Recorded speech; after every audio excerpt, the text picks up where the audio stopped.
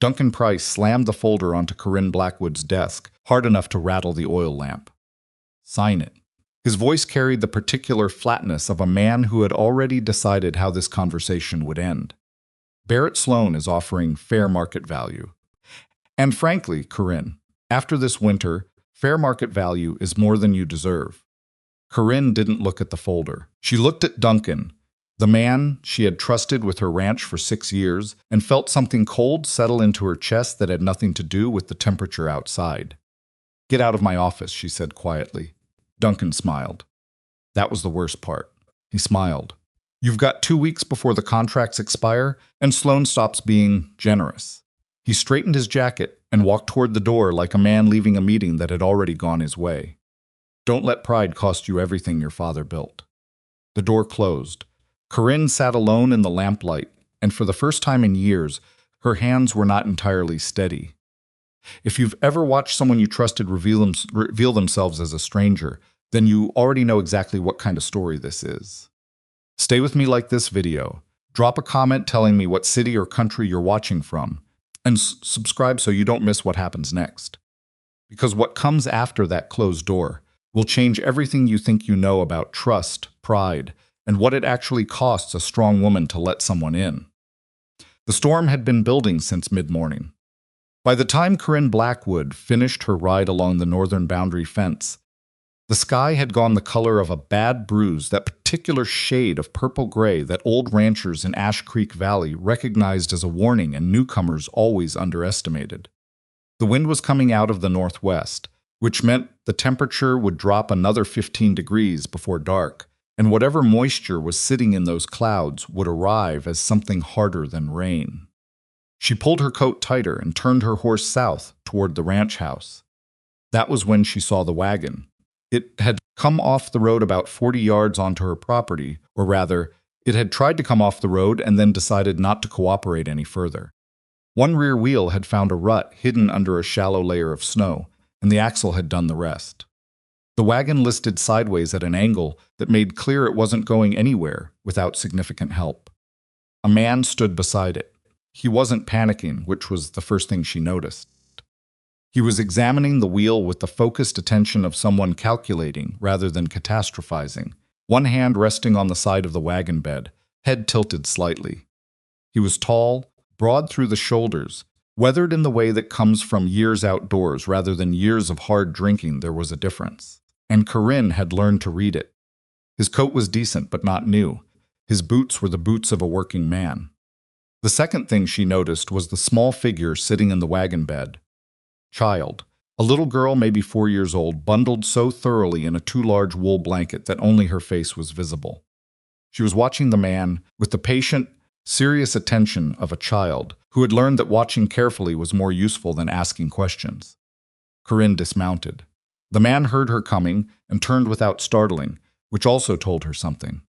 "This is Blackwood land," she said, not accusatory, just establishing facts. "Yes, ma'am." His voice was level, unhurried. "I apologize for the trespass. Axle caught wrong, and I didn't want to risk moving it further until I could assess the damage." Up close, he was older than she'd initially thought, mid-30s at least, maybe 37. His eyes were a gray-brown that reminded her of creek water in November, and he met her gaze directly without the particular performance that men sometimes put on when they wanted something from her. "Where are you headed?" she asked. "Millhaven. Looking for work." "In this weather doesn't improve my situation by waiting." Corinne looked at the child. The little girl looked back at her with an expression of extraordinary composure for someone her age. "That's your daughter?" "Yes, ma'am." "Ellie. Her mother?" Pause. Just a beat. Past 2 years ago. Corinne absorbed that without responding to it. She looked at the wheel, walked around the wagon, assessed the axle, and came to a conclusion that matched the one the man had clearly already reached. "You're not getting that out tonight," she said. "Storm's coming in hard. You need to get that child somewhere warm. I'm aware. My ranch house is 2 miles south. I can offer food and shelter for the night." She reached into her coat and produced her money clip, counted out enough bills to cover a week of decent lodging and travel, and enough to see you through to Millhaven when conditions clear. The man looked at the money. Then he looked at her. I appreciate the offer of food and shelter, he said. I'll take that. She waited. But I won't take the money. Corinne Blackwood had been managing men since she was 22 years old. She had developed a reliable taxonomy of their particular strategies, the flatterers, the aggressors, the slow negotiators, the ones who performed indifference, hoping she'd chase them. She could place most men within 3 minutes of meeting them. This one didn't fit any category she had. It's not charity, she said. It's practical assistance. I understand. And I'm still declining. That's a foolish decision. Probably. He turned back toward the wagon. But it's mine to make.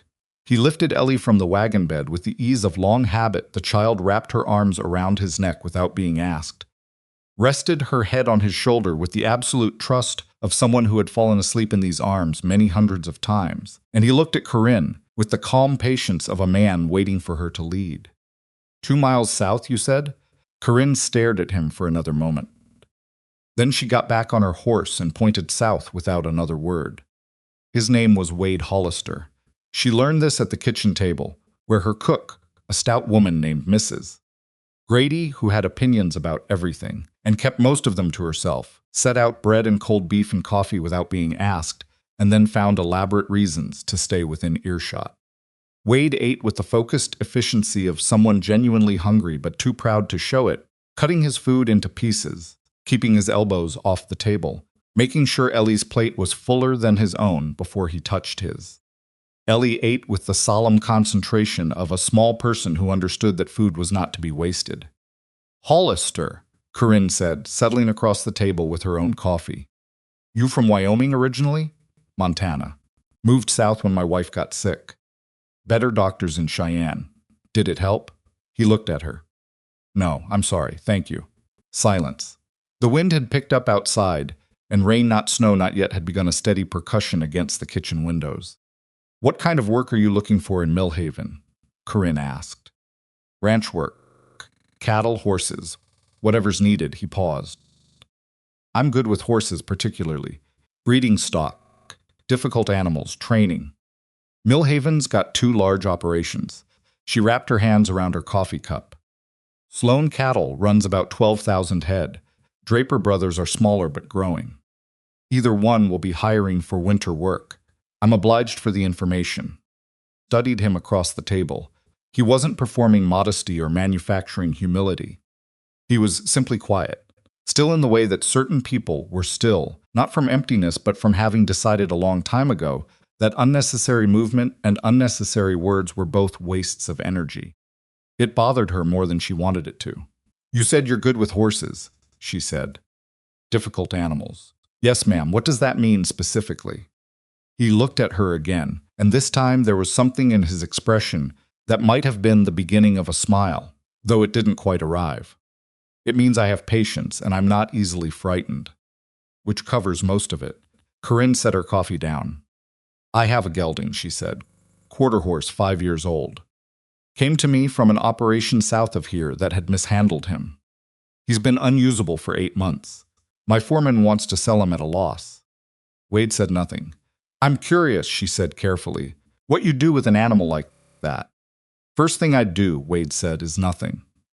I'd put him in a paddock where he could see people without people approaching him. Give him a week to decide we're not threats. He picked up his coffee. Most horses that have been mishandled aren't mean. They're just waiting to be frightened again. You have to convince them they're finished waiting. Corinne said nothing for a moment. Ellie had finished eating and was examining the grain of the kitchen table with the absorbed attention of a scientist, running one small finger along the wood in careful lines. You can stay the night, Corinne said at last. Both of you. Mrs. Grady will show you where. She stood, picked up her coffee, and was almost to the door when she stopped. She didn't turn around. Hollister, I have a position open. Senior hand, working under my foreman Duncan Price. 1 week trial. After that we assess. The kitchen was quiet except for the rain. What does the position pay? Wade asked. She told him. That's fair, he said. All right. Corinne walked out of the kitchen and did not examine too carefully why she had offered it. Duncan Price was not pleased.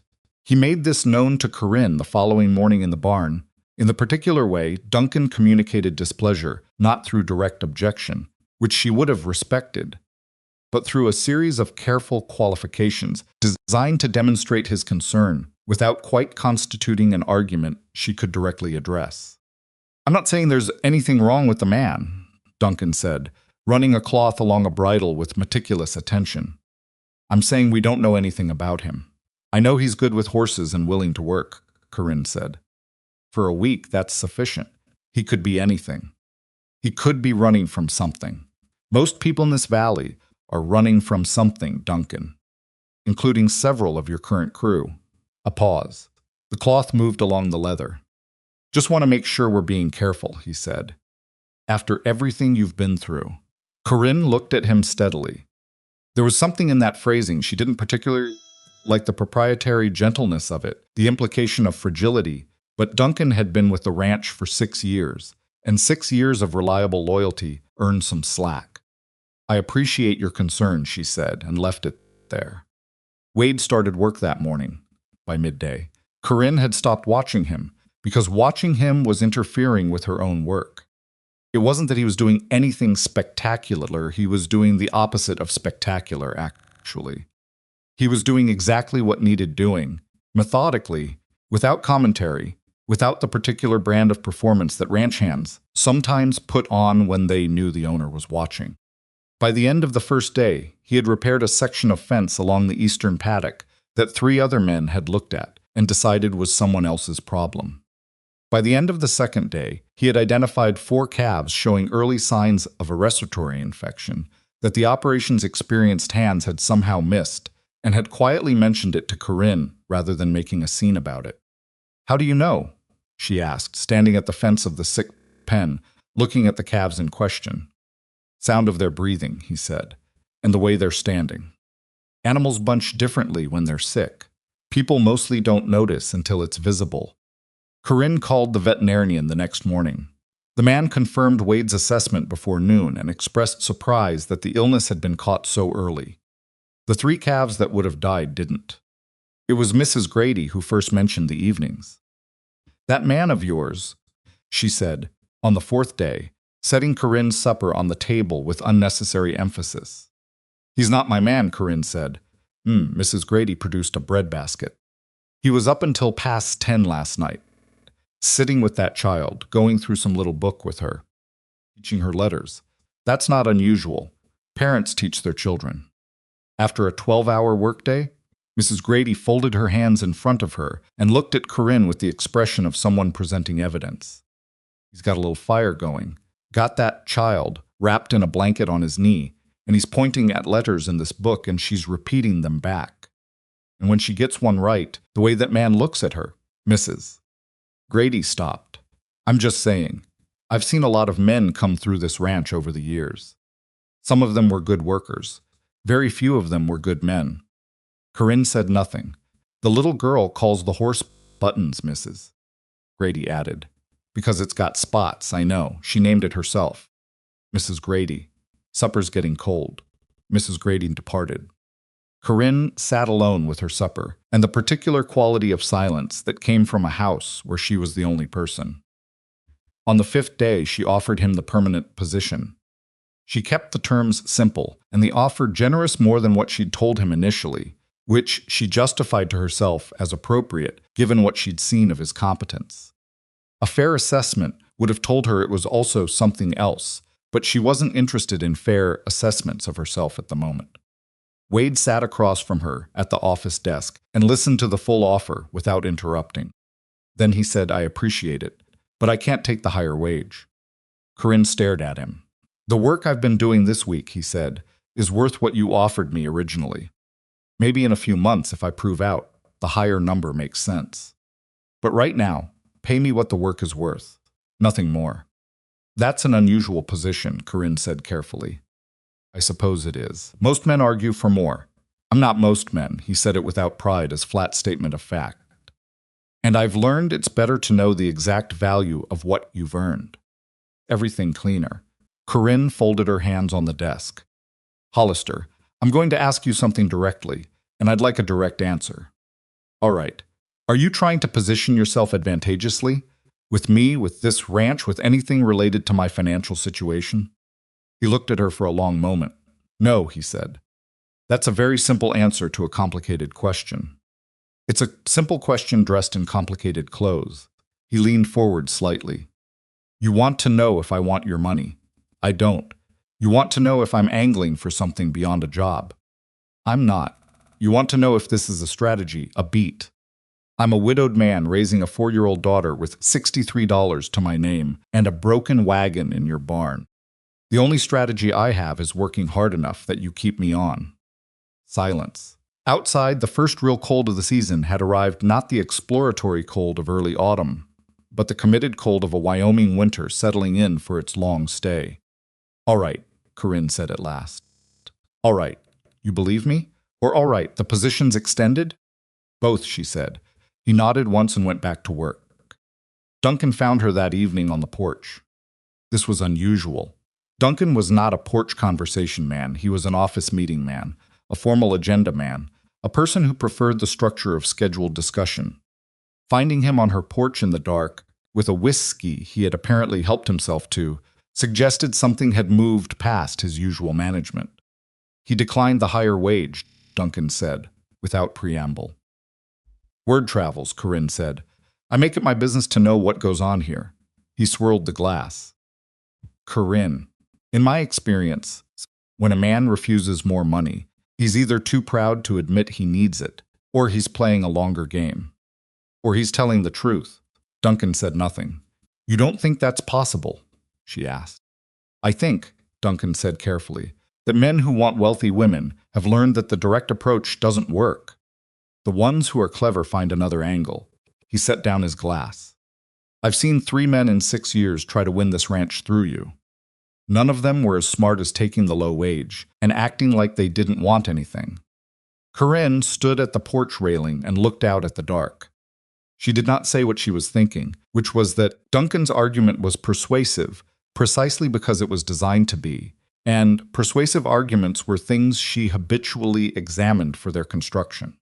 Thank you for your concern, she said. Duncan picked up his glass and left.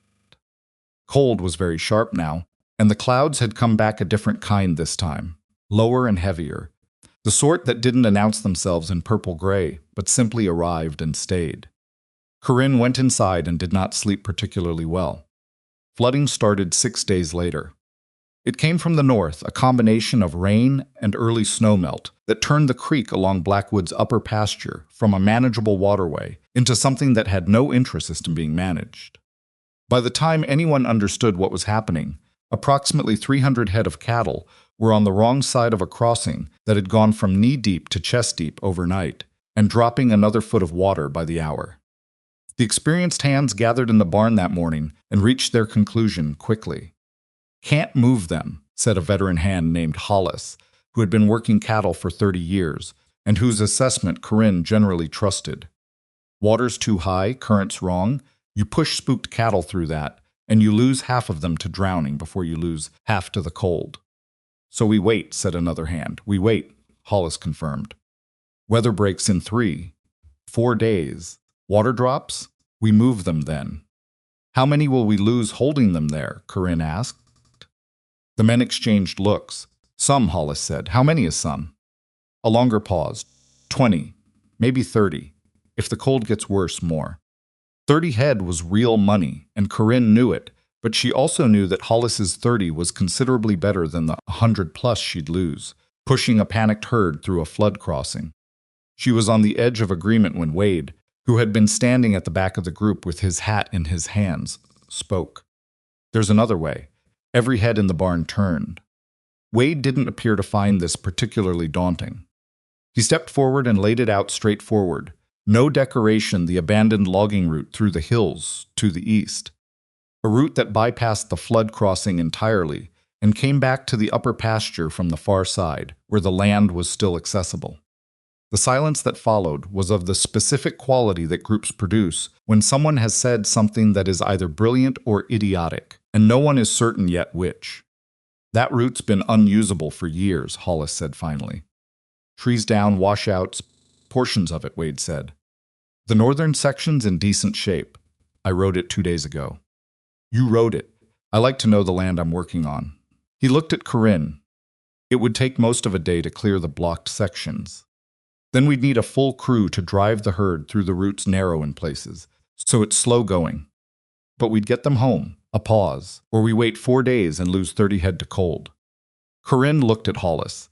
Hollis chewed the inside of his cheek, which was what he did when he was thinking.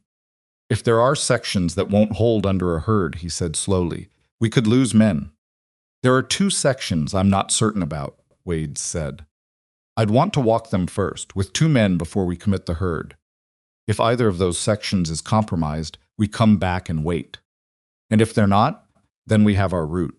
Corinne looked at the ceiling of the barn for a moment, an old habit, a thinking gesture she'd had since she was a child. 300 head on the wrong side of a flood crossing. A man who had ridden a route 2 days ago because he'd liked to know the land he was working on. How certain are you? She asked Wade directly. He met her eyes. Certain enough to say it's worth checking. Not certain enough to promise you anything. She appreciated the honesty. More than a guarantee would have comforted her. Check the route, she said. Take Hollis and 1 other. If it holds, we move. She saw the flicker of something on Wade's face, not triumph, not relief exactly, but the expression of someone for whom being taken at their word was neither assumed nor taken for granted. Yes, ma'am, he said. Hollis looked at Corinne for a long moment. Then he nodded and went to get his coat. The route held. Both uncertain sections proved manageable. One had suffered minor washout, but retained enough solid footing for a careful drive, and the other had a tree down across it that came apart in under an hour, with 4 men working axes. By early afternoon, the northern section of the route was clear enough to attempt. Moving 300 frightened cattle through a narrow hill route in worsening weather was not a clean operation. Corinne had not expected it to be, and it wasn't. The cattle were cold and disoriented, and had developed the particular stubbornness that large animals in poor condition seem to manufacture specifically to spite the people trying to help them. 3 separate breakaways in the first mile cost them an hour of work reclaiming animals that had decided they preferred the hills to wherever the shouting men were pushing them. Wade worked the edges of the herd with a patience that looked, from a distance, almost like indifference. He didn't chase. He didn't shout. He placed himself precisely, moved at exactly the right moment, and applied just enough pressure in just the right direction that the animals responding to him seemed to make their own decisions about where to go. Hollis, working alongside him, shot Corinne a look that communicated something across 20 yards of cold air that neither of them could have said exactly in words. They were 4 miles into the route when the ground began to shift. It started at the rear, a sound that Corinne, riding the eastern edge of the herd, registered before she understood it, a deep percussive movement in the hillside above the narrow trail. Then shouting from behind, and the sudden panicked surge of cattle that had felt it before anyone saw it. Landslide, someone shouted, which was both accurate and entirely unhelpful. The slide came down the eastern slope about 60 yards behind them, not the catastrophic wall of earth that the word sometimes implied, but a sustained and heavy movement of saturated hillside that took out a section of the trail they had been on 30 seconds earlier and replaced it with a fresh new geography. 3 hands were on the wrong side of it. Corinne wheeled her horse. "Are they clear?" she shouted. "Clear!" came back from the other side 2 of the 3 voices she needed to hear. "Then Haynes is clear. He went west before it came down." 3 men safe. 1 section of trail gone, and approximately 8 hours of daylight remaining, which had just become significantly more complicated. She rode to the front of the herd and found Wade already looking back at the slide, assessing it with the same focused calm with which he had examined the broken wagon wheel on the night they met. "That's our return block," he said. "I know." She looked at the sky, which was doing nothing encouraging. "We push forward.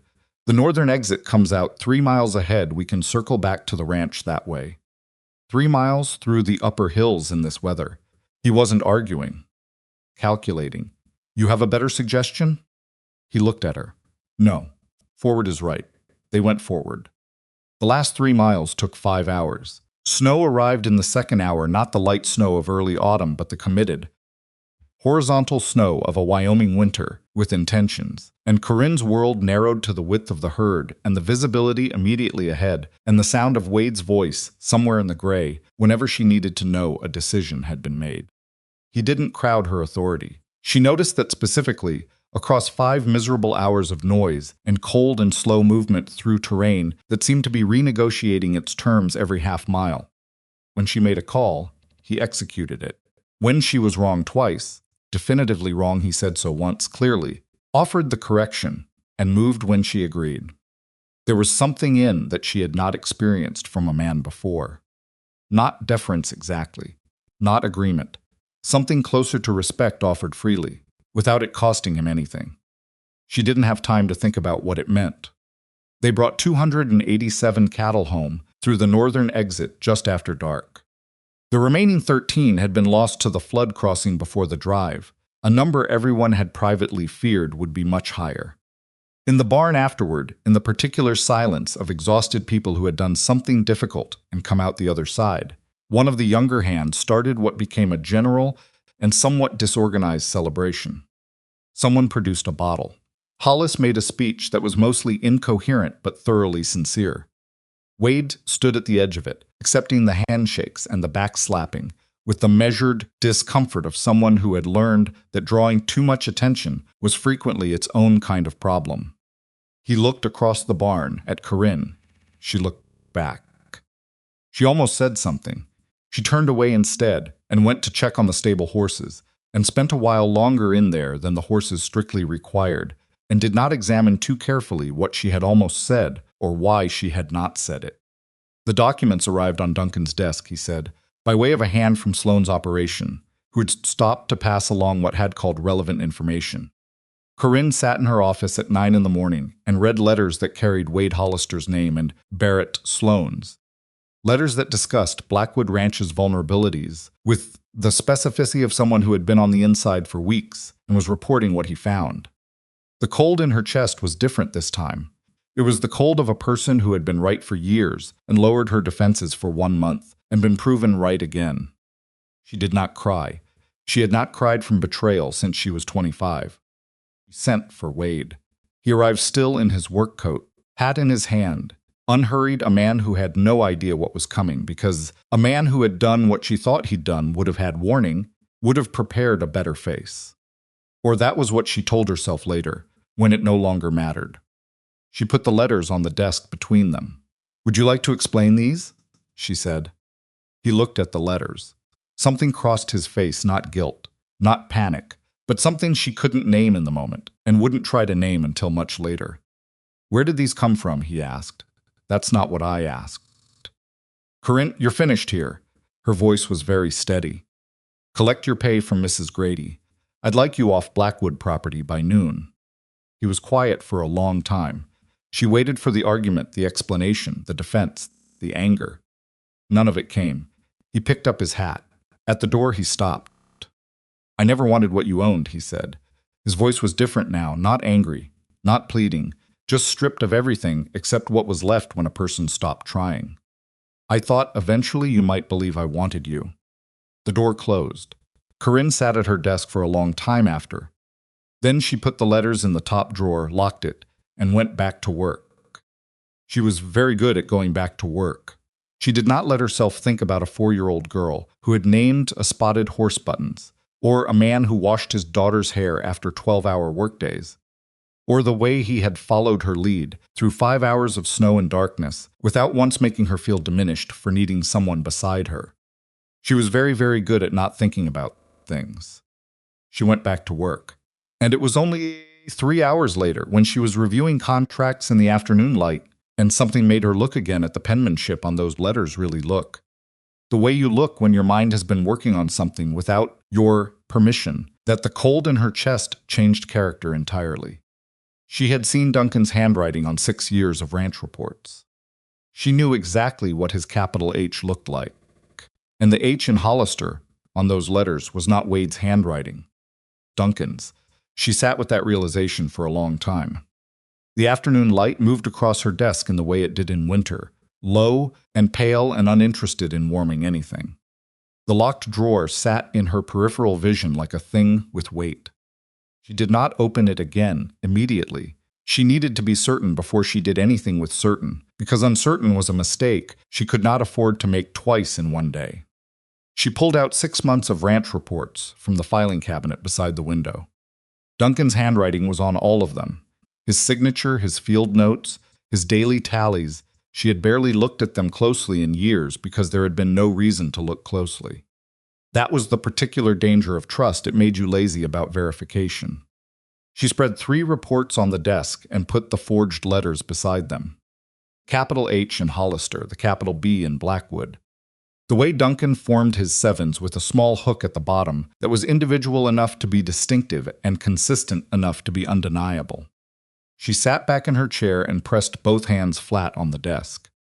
Outside, she could hear the distant sounds of the afternoon crew finishing up horses being brought in, the low voices of men wrapping up a cold day's work. Normal sounds, ranch sounds, the sounds of a place that had been running with a rot in it that she hadn't seen because she had been too busy watching the wrong man. She got up. She went to the window. Wade's wagon was gone from the spot beside the barn where it had sat for a month, patched and serviceable again after the axle work. She had known it would be. He had said noon. He was not a man who said things he didn't mean. The yard was just the yard. Corinne stood there for a while and did not let herself feel what she felt, because feeling it would cost her the next hour, and she did not have an hour to spend that way. She needed to think. She needed to understand what Duncan had done and why and how far it went before she confronted him, because confronting him without the full picture was another kind of mistake. She went back to the filing cabinet and started pulling records. Took her until past midnight. By the time Mrs. Grady knocked on the office door at 11 with a cup of tea she hadn't asked for and a look that communicated concern without requiring words, Corinne had spread 2 months of contracts, correspondence, and delivery records across every flat surface in the room and built a picture she did not want to be looking at. Duncan had been skimming. Small amounts at first, the sort of thing that could be attributed to accounting variance or supplier inconsistency. And then, as winter approached and the stakes got larger, something bolder. Contracts with Sloan's operation running through Blackwood accounts in ways that would only show up on close examination. Winter supply orders placed with vendors she didn't recognize, at prices she hadn't approved, through a purchasing channel that Duncan had established quietly over the past 4 months. It was not a spontaneous betrayal. It was a plan, patient and methodical and built by a man who had learned, over 6 years, exactly where her attention went and where it didn't. Mrs. Grady, Corinne said, without looking up. Yes. Did you know about any of this? A pause. No. But I knew something was wrong. Corinne looked up. Mrs. Grady stood in the doorway with the tea and the careful expression of someone who has been choosing their moments. I didn't know what it was. But the way Mr. Price has been talking to the crew the last month, there's a tone a person gets when they think they're winning something. I noticed it. I didn't know what to do with it. You should have told me. I know, I'm sorry. She set the tea on the corner of the desk. I also think you should know that Mr. Hollister didn't leave at noon. Corinne went still. He was packed and ready, Mrs. Grady said. Ellie was in the wagon. But the Durbin brothers, 2 of the younger hands, they went out and talked to him for about 20 minutes. I couldn't hear what was said. After that, Mr. Hollister sat in the wagon for a while, not going anywhere. He left around 3. Why are you telling me this? Mrs. Grady looked at her with the patience of a woman who has watched a lot of people be foolish for understandable reasons. Because a man who is running a scheme doesn't sit in a wagon for 2 hours deciding whether to leave. She left the tea and went to bed. Corinne drank the tea cold at 2 in the morning, staring at a contract that had Duncan Price's signature and Barrett Sloan's name and a sum of money that made her jaw tighten, and thought about a man who had refused a higher wage and said, "Pay me what the work is worth and nothing more." She thought about that for a long time. Then she put everything in a locked case, went to her room, slept 3 hours, and got up to deal with what came next. What came next was Duncan. He arrived at the office at his usual time, 8 o'clock, punctual as he had always been, carrying his usual morning report, and found Corinne already there. Already waiting, with the contracts spread on the desk between them. He looked at the contracts. He looked at Corinne. Something shifted in his face, very slightly, that she would not have recognized a day earlier, because she had not been watching for it. "Sit down, Duncan," she said. He sat. "Tell me about the supply contracts with Meadow Creek Provisions," she said. "The ones placed in September and October. Standard winter orders," he said. His voice was level. Too level, the levelness of preparation rather than ease. "We've had supply issues with our regular vendor. I found an alternative. I didn't authorize a vendor change. You'd authorize me to handle supply logistics. I considered that sufficient. I authorized you to handle logistics with approved vendors, not to establish new purchasing relationships." She slid a contract across the desk. "And I certainly didn't authorize payments to a company I've since discovered is incorporated by Barrett Sloane's brother-in-law." The room was quiet. Duncan looked at the contract. He had good control of his face. Corinne had to grant him that. Another man might have gone pale or reached for an excuse too quickly. Duncan sat with the information for 3 full seconds before he said anything, which told her he had prepared for this possibility. "That's circumstantial," he said. "Along with the letters you forged with Wade Hollister's name on them." "Yes." She placed those beside the contract. "Individually, perhaps. Together they tell a story, Duncan." Another silence. "You're making an accusation," he said carefully, "based on a handwriting comparison and a corporate registration you've decided to interpret a certain way. I'm making an accusation based on 6 years of your handwriting and 2 months of contracts that don't survive an honest audit." She leaned forward. "I'm also making it based on the fact that I know you, and I know that when you walked in here this morning and saw those papers, you didn't ask me what they were. You knew." Duncan was quiet for a long time. Then something changed in him, subtle, the way a season changes, not all at once but definitively. Careful performance of the concerned loyal foreman slid away, and what replaced it wasn't ugly exactly, but it was honest in a way his other face had never been. "You were going to lose this ranch anyway," he said. "Maybe not this year, maybe not next. But Sloane has been circling Blackwood for a decade, and you've been so focused on proving you don't need anyone that you can't see how isolated you've made yourself." He straightened. "I was protecting an investment. 6 years of my work is in this place.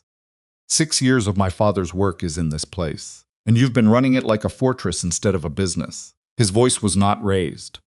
That was its own kind of unsettling, the measured quality of a man who had thought about this argument for a long time. "You push away everyone who might actually help you because help looks like threat to you. That cowboy you just fired is none of your concern. He wasn't working with Sloane. You know that now clearly, or we wouldn't be having this conversation. A beat. You fired an honest man because I made it easy for you to believe what you were already afraid of." Corinne said nothing. She had not expected him to be smart enough to use the truth as a weapon. He should have. "I'm terminating your employment," she said. "Effective immediately.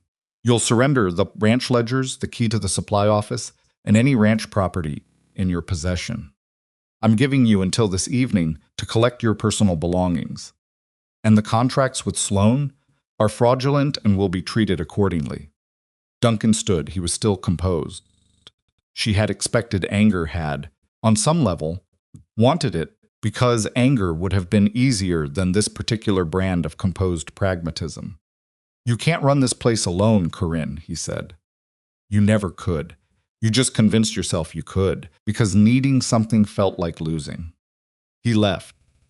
The door didn't slam. He closed it quietly, with the consideration of a man who had already decided the argument was over. Corinne sat very still. The office was cold.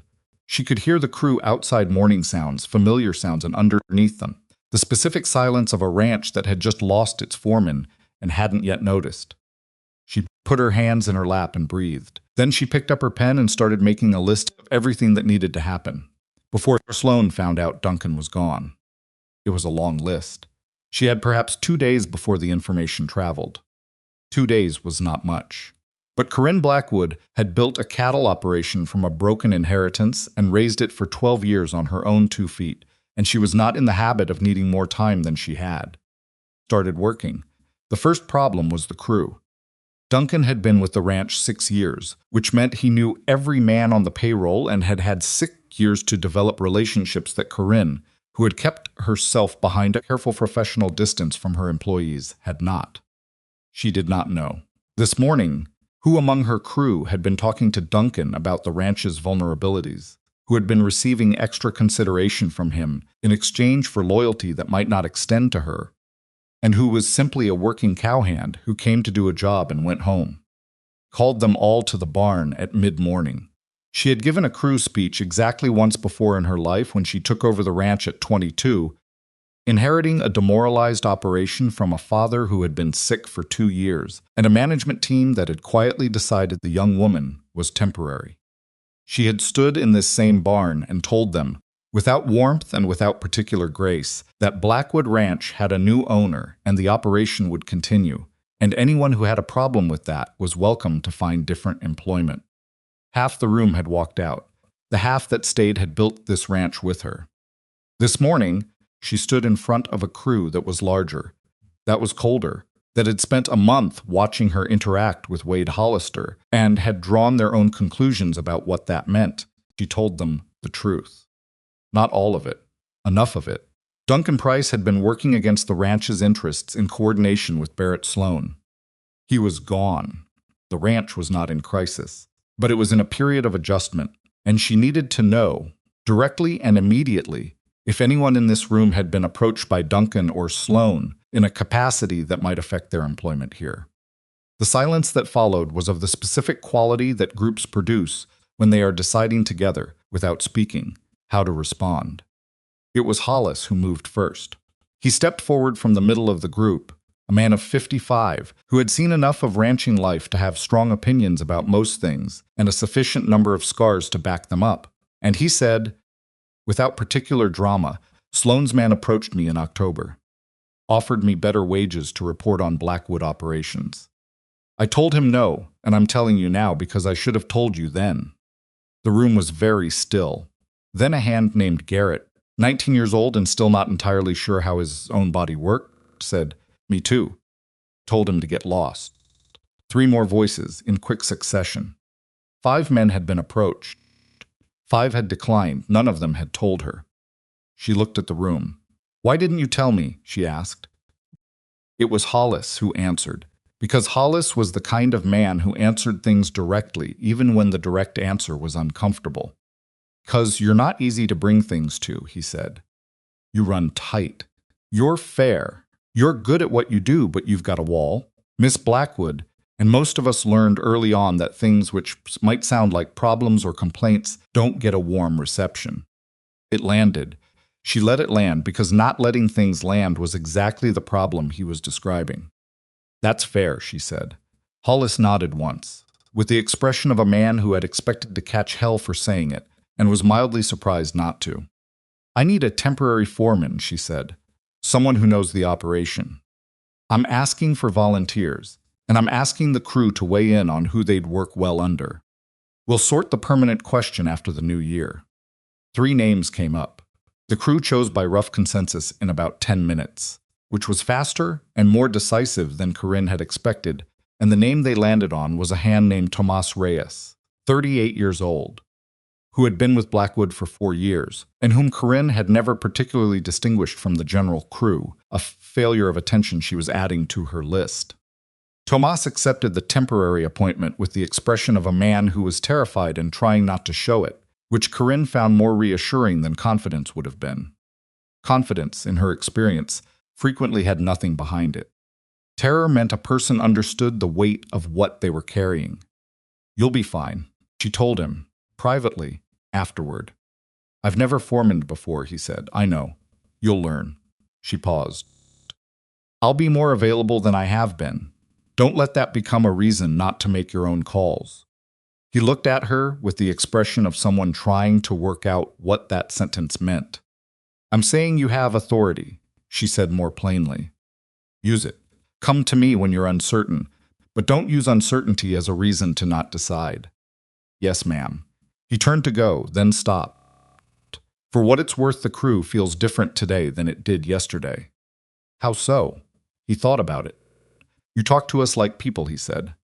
Mr. Price managed us. There's a difference. He went out. Corinne stood alone in the barn for a moment. She added that to the list of things she was going to have to sit with. The second problem was the winter supplies. The fraudulent contracts with Sloan's subsidiary vendor meant that a significant portion of Blackwood's winter food and feed order had gone to a company that had now been exposed as a fraud channel, and the supplies themselves had not been delivered because the payment had gone sideways or had been deliberately redirected, which was more likely. Either way, Corinne had a ranch with 2 months of hard winter ahead of it and roughly 60% of the feed reserves she should have had. She spent the afternoon on the telegraph and the telephone, working her way through every legitimate supplier she had relationships with. 3 of them had capacity. 1 had a partial order already prepared for another buyer that could be redirected within the week. By evening, she had enough arranged to get through January, which bought her time to sort the rest. It was not elegant. It cost more than it should have, because urgency does, and several of the arrangements would require her personal presence in town to finalize, which meant leaving the ranch at a moment when leaving felt inadvisable. She had supper alone at the long table, as she usually did, and stared at the empty chairs. The third problem was the one she kept not looking at directly. Wade had been gone for 2 days. She did not know where he was. She could find out Ash Creek Valley was not a large territory, and a man traveling with a 4-year-old in a wagon in early winter had limited options for where he might stop. Town of Millhaven was 40 miles east. There were 2 smaller settlements between here and there, and 3 ranching families she knew personally who would have offered shelter to a traveling man with a child. She knew all of this. She also knew that showing up at wherever he had stopped, with whatever she intended to say, was an action she could not undo. And she was not yet clear on what she intended to say, which meant she was not yet ready to go. She was finishing the last of her supper when Mrs. Grady appeared in the doorway. "The Durbin brothers are at the kitchen door, Mrs." Grady said. "They'd like to speak with you." The Durbin brothers, Caleb and Samuel, 26 and 24 respectively, who had come to Blackwood together from a failed family farm 2 years ago, and who were inseparable in the specific way of people who had been through something difficult together, were standing at the kitchen door with their hats in their hands. And the expressions of men who had been debating something for a while and had just finished losing the debate with each other about who had to go first. Caleb, the older one, spoke first. "We talked to Mr. Hollister before he left," he said. "We thought you should know." "All right," she said. "He asked us to look after the gelding," Caleb said. "The one from down south. He'd been working with it, and he was worried nobody'd continue the approach. He wrote out instructions and asked us to follow them." Corinne said nothing. Caleb looked at his brother. Samuel took over. He asked if we knew somewhere he could find honest work inside a week's travel. Because he needed to get Ellie settled somewhere before the deep cold set in. A pause. "He wasn't angry, ma'am. We want you to know that. We thought he might be, but he wasn't. He was worried about the little girl." He kept coming back to that. Corinne's hands were in her apron pockets, which was where they went when she needed them to do nothing visible. "Thank you for telling me," she said. The brothers exchanged a look. "One more thing," Samuel said, which meant he had been the one who'd lost the debate about who had to say the hard part. He didn't write a letter or nothing, but he said something when we were standing there talking. He said, Samuel looked at his hat. He said he'd never met a woman worth working that hard to earn the trust of. And then he got in the wagon. The kitchen was very quiet. "I'm glad you told me," Corinne said, and her voice was steady. The brothers put their hats on and went back to the bunkhouse. Mrs. Grady, who had been making pointedly unnecessary noise with the supper dishes on the far side of the kitchen throughout this entire conversation, became suddenly still. "Don't," Corinne said. "I didn't say a word, Mrs. Grady said. "You were about to." A pause. "I was going to say the dishes can wait until morning, Mrs. Grady said, which was not what she had been about to say, and they both knew it. "You look tired." "I am tired." Corinne picked up the lamp from the kitchen table. "Good night, Mrs. Grady." She went to her room. She did not sleep for a long time. The ranch was quiet around her, the particular quiet of a place that was fundamentally itself, regardless of who was awake to hear it, the small sounds of a large property at rest, Horses shifting in the stable, wind working at the eaves, the occasional creak of boards contracting in the cold. She had owned this place for 12 years. She knew every sound it made. She had never, until recently, noticed how completely it lacked the sound of another person. She lay in the dark and thought about Duncan's parting words, which she did not want to keep thinking about but couldn't entirely stop. You push away everyone who might actually help you, because help looks like threat to you. She had dismissed it in the moment as the last shot of a man trying to land damage on his way out the door. But the problem with certain criticisms, even ones delivered by people with bad motives, was that they could be true anyway. She thought about what Hollis had said. "You've got a wall, Miss Blackwood." She thought about 12 years of supper at a long table alone. She thought about a man who had sat beside his daughter's bed after 12-hour workdays and taught her letters from an old children's book. She was not a woman who cried easily or often. She lay in the dark and did not cry, but it was a close thing, and the closeness of it told her something about what she had let herself feel without fully admitting it. What she had let herself feel, and then dismantled in about 4 minutes by believing a forged letter without asking one question. That was the part she kept coming back to. Not that she had been suspicious. Suspicion was rational, given everything she knew about men and money, and what happened to women who lowered their guard at the wrong moment. But she had fired him without a question. She had put the letters on the desk and said, "Collect your pay and leave." And she had not said, "Where did these come from?" or "Can you explain this?" She had simply acted on the assumption that was most available to her, the one that had been sitting waiting in the back of her mind since the day she met him. She had wanted to be wrong about him, and when the evidence appeared, even evidence that turned out to be fabricated, she had taken it with a relief that shamed her now, because the alternative to being wrong about him was being right about him. And being right about him meant she had let herself begin to trust a man who deserved it, which was terrifying in a way that betrayal wasn't. Betrayal she knew how to survive. She had been surviving it for years. What she didn't know how to survive was the possibility of something genuine, and what it would cost her to want it. By morning, the first real blizzard of the season had arrived. It came in from the northwest overnight, which meant nobody had seen it in time to prepare for it. And by the time the crew was up and moving, the world outside Blackwood Ranch had been replaced by a version of itself that was white in every direction and getting whiter. Temperature had dropped to the kind of number that made working outside a calculation of duration rather than comfort, and the wind was doing things to visibility that made the far end of the paddock a gray suggestion rather than a solid thing. Tomas knocked on Corinne's office door at 7. "North paddock fence is down," he said. "Section near the creek. About 20 head got through before we caught it." "Do we know where they went?" "Generally north." He looked uncomfortable. "Hollis says in this weather we've got maybe 4 hours before they get far enough into the hills that tracking them is genuinely dangerous." Corinne was already standing and reaching for her coat. "Get me a horse, ma'am. I don't think Tomas." She looked at him directly. "I don't need protecting from my own ranch. Get me a horse." He got her a horse. They went out into the blizzard, 4 riders including Corinne, and the world closed over them like something deliberate, the kind of weather that makes the indoors feel like a thing that was invented for a reason. Tracking in those conditions was slow work and cold work, and the kind of work where wrong decisions compounded quickly because there was no margin for circling back. Corinne worked the North Trail while Hollis and 2 others fanned wider, all of them calling out at intervals to maintain contact they could hear but not always see.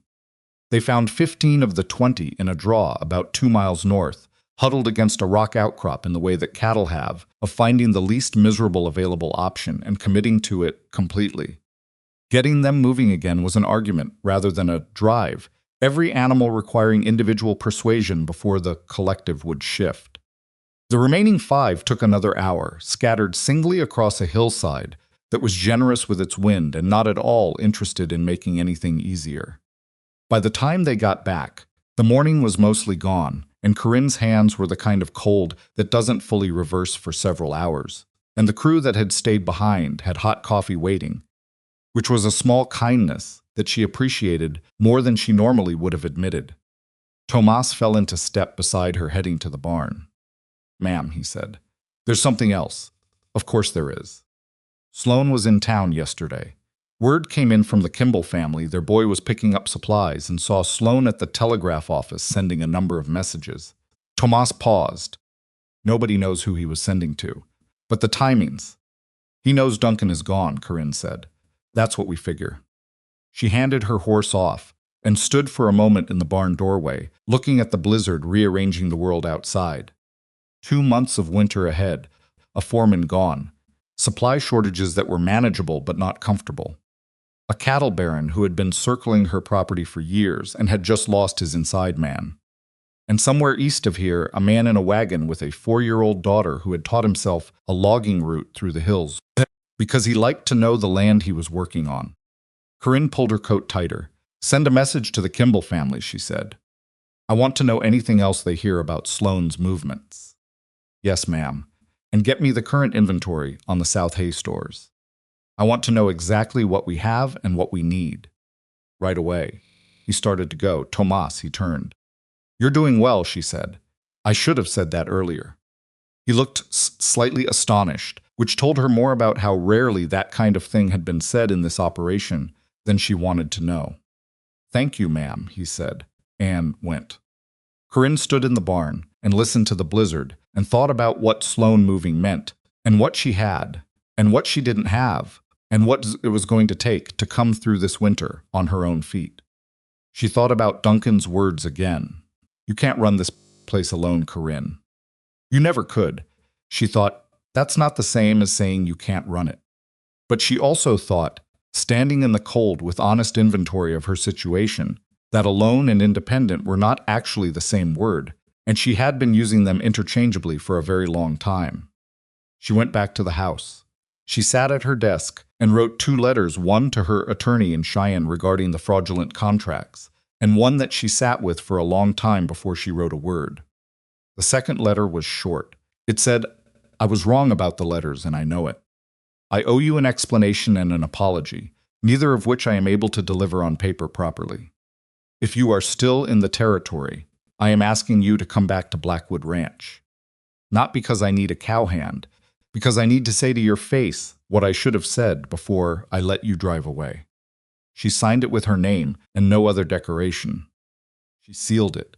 She gave it to a writer with instructions to check the 2 settlements between here and Millhaven, and the Millhaven rooming house that was known to take travelers with children.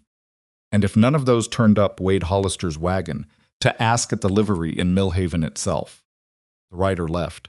Corinne went back to work. She was very good at going back to work.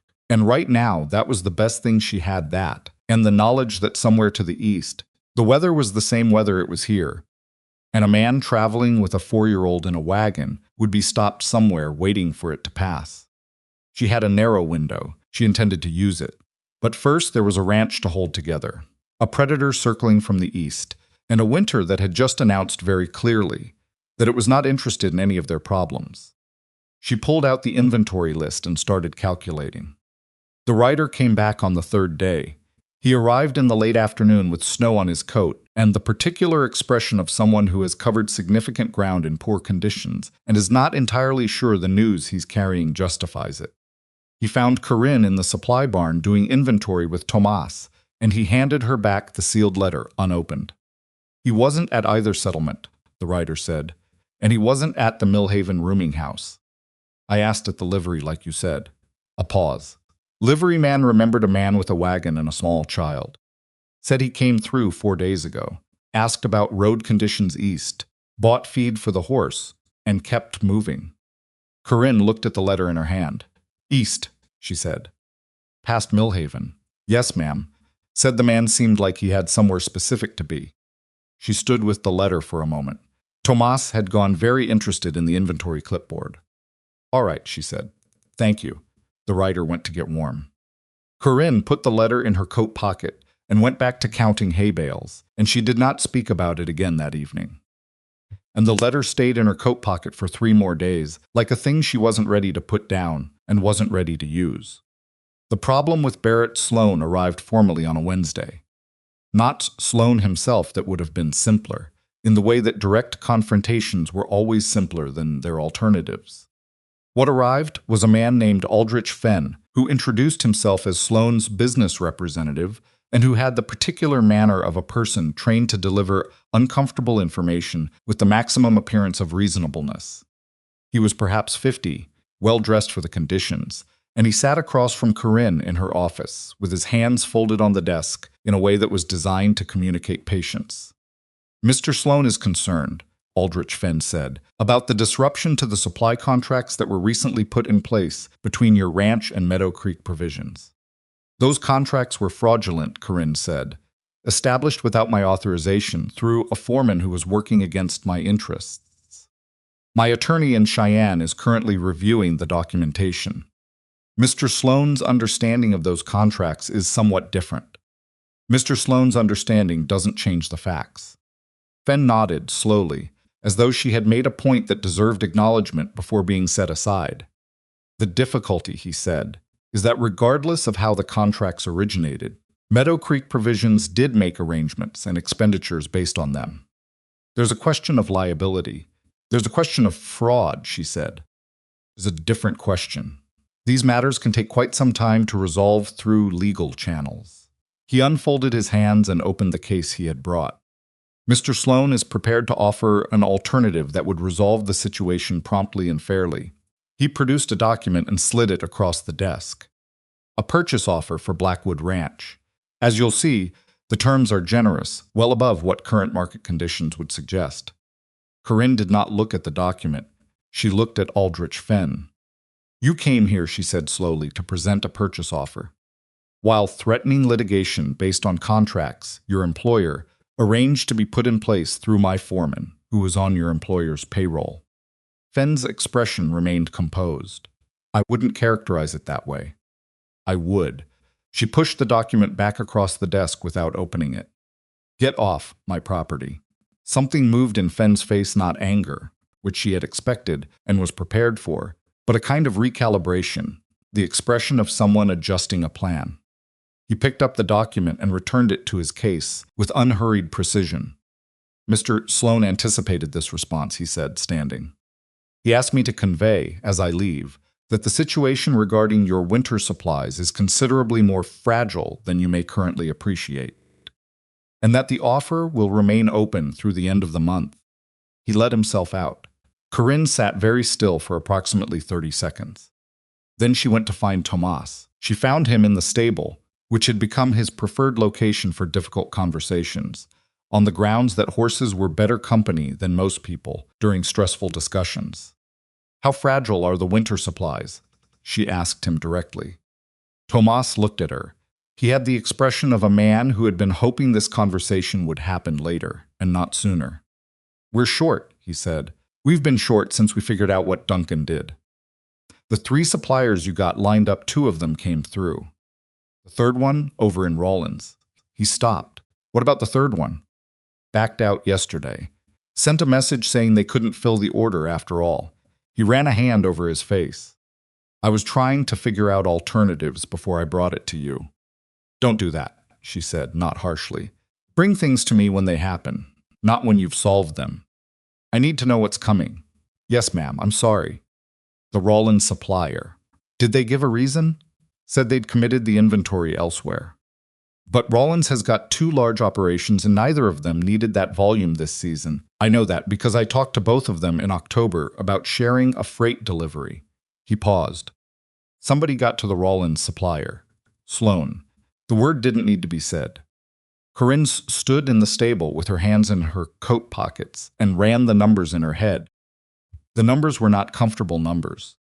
They were the kind of numbers that, in a bad winter, meant deciding between feeding cattle and feeding horses, and decisions like that had downstream consequences that compounded through the whole operation, like a crack in a foundation wall. "Who do we have left?" she asked. "There's a smaller operation near Casper Hendricks Feed and Supply. I've heard they're reliable, but we've never used them." He hesitated. "And there's the Kimball family. They've got more hay than they need this season. Their herd came in smaller than expected." "They haven't offered, but I'll talk to the Kimballs," Corinne said. Kimballs were 3 miles northeast, a family operation, husband and wife and 2 adult sons. the kind of ranching family that had been in the valley for 2 generations and had opinions about everything and loyalties that ran deep and were not easily redirected. Corinne had a respectful relationship with them, built on 6 years of being neighbors without being friends, which was the kind of relationship she had with most people in the valley. She rode over the next morning. Margaret Kimball met her at the door with the expression of a woman who had been expecting this visit, which meant word had traveled, which was not surprising, but was useful information. "Come in," Margaret said. "Coffee's on." The Kimball kitchen was the opposite of Corinne's office in almost every way, crowded, warm, smelling of something cooking, with evidence of children and meals and daily life accumulated on every surface. Margaret's husband, George, was at the table, and their older son, Frank, was coming in from outside as Corinne sat down. "We heard about Duncan," George said without preamble. He was a direct man, which Corinne had always appreciated. "And we heard Sloane's been busy." "He has," Corinne said. "We also heard—" George paused, and she could see him deciding something. "We heard Hollister left. The kitchen was quiet except for the fire." "He did," she said. George and Margaret exchanged a look that communicated something between them that Corinne wasn't entirely meant to read. "He stopped here," Margaret said, 3 days before the big storm. "Asked if he could rest the horse overnight. We said yes." She set a cup of coffee in front of Corinne. "Talked some. He's a good man, I know," Corinne said. Another look between the Kimballs. "He's in Millhaven," Frank said, from where he'd settled near the door. "I went in for parts 2 days ago. He's at the livery, working for room and board until he figures out the next step." His wagon wheel cracked again in the cold. Corinne wrapped both hands around the coffee cup. She had sent the letter to Millhaven. The livery man had said he'd come through and kept moving. Either the timeline was off, and Wade had arrived after the writer checked, or the livery man had been persuaded to say he'd kept moving. She filed that away. "I came to ask about Hay," she said, because she had come to ask about Hay, and she was not going to let what she'd just learned derail her from what needed to happen in the right order. George nodded. "We've got more than we need. I'll sell you what you're short at cost, not market rate, not the inflated rate Sloane's probably helped create for you." "Cost." Corinne looked at him. "Why? Because Sloane's been buying up grazing rights east of here, and he's not doing it because he loves cattle." George set down his cup. "He gets Blackwood. He's got a corridor straight through the valley. After that, the smaller operations like ours start getting squeezed on water rights and access trails." He looked at her levelly. "Your fight is our fight. We just don't have the resources to fight it directly." Corinne absorbed this. "I'll send men for the hay tomorrow," she said. "Send them day after," George said. "I want to talk to the Hendersons and the Marsh family first. I think there are other people in this valley who should know what's happening." Corinne drove back to the ranch in weather that was cold and clear for once, the kind of Wyoming winter day that was almost beautiful if you didn't have a list of problems as long as your arm, and she thought about what George Kimball had said. Your fight is our fight. She had spent 12 years making sure her fights were hers alone, and the Kimballs had just told her that approach had been costing her something she hadn't known she was spending. She was halfway home when she turned the horse toward Millhaven instead. She told herself she was going to check on the status of a freight order. She was not going to check on the status of a freight order. Millhaven in December was a town doing the particular math of a small settlement in winter. Half the businesses shuttered until spring. The ones that remained doing the concentrated business of everyone who needed what they needed, regardless of weather. The main street was passable. The livery was at the north end, and Corinne tied her horse at the post outside and went in. The livery owner was a small, bearded man named Cutter, who had the distracted manner of someone perpetually engaged in a calculation. He looked up when she came in. "Miss Blackwood," he said, with a particular quality of surprise that told her what she needed to know about whether he'd been entirely straightforward with her rider. "I'm looking for Wade Hollister," she said. A pause. "He's in the back," Cutter said, working on a wheel. She found Wade in the rear of the livery, in a stall that had been partially cleared to make workspace, crouched over a wagon wheel with a mallet and a spoke wrench, and the concentrated attention of someone doing precise work in poor light. Ellie was nearby sitting on an upturned bucket, with a horse blanket around her shoulders, studying something small in her hands with the absorbed focus that seemed to be her primary mode of engaging with the world. Ellie noticed Corinne first. She looked up, and something crossed her face that was too complicated for a 4-year-old's features to fully contain recognition, uncertainty, and underneath both of those, something more cautious. "Hi," Ellie said. Wade heard his daughter's voice change and looked up. He was very still for a moment. Then he set down the mallet and straightened, slowly, and looked at Corinne with an expression that she couldn't fully read and wasn't sure she deserved to. "Ellie," he said quietly, "go ask Mr. Cutter if you can see the gray mare." Ellie looked at her father, then at Corinne, with the evaluating intelligence of a child who understood more than she was credited for. Then she slid off the bucket and walked past Corinne toward the front of the livery with the studied dignity of someone choosing not to run. The livery was quiet. "Your rider came," Wade said. Cutter told him I'd moved on. "I know, I told him to." "I know that too." She stood in the poor light and looked at him. He was tired, the specific tired of someone who had been moving and working without rest, and was holding it together through habit rather than resource. "Why?" "Because I figured anything you had to say, you'd find a way to say eventually. If you didn't, that was information too." He looked at her steadily. "What are you doing here, Corinne?" She had planned this. She had composed it on the ride from the Kimballs, careful, measured, the kind of apology that was also an explanation, that laid out what she'd learned and how she'd learned it, and why what had happened had happened.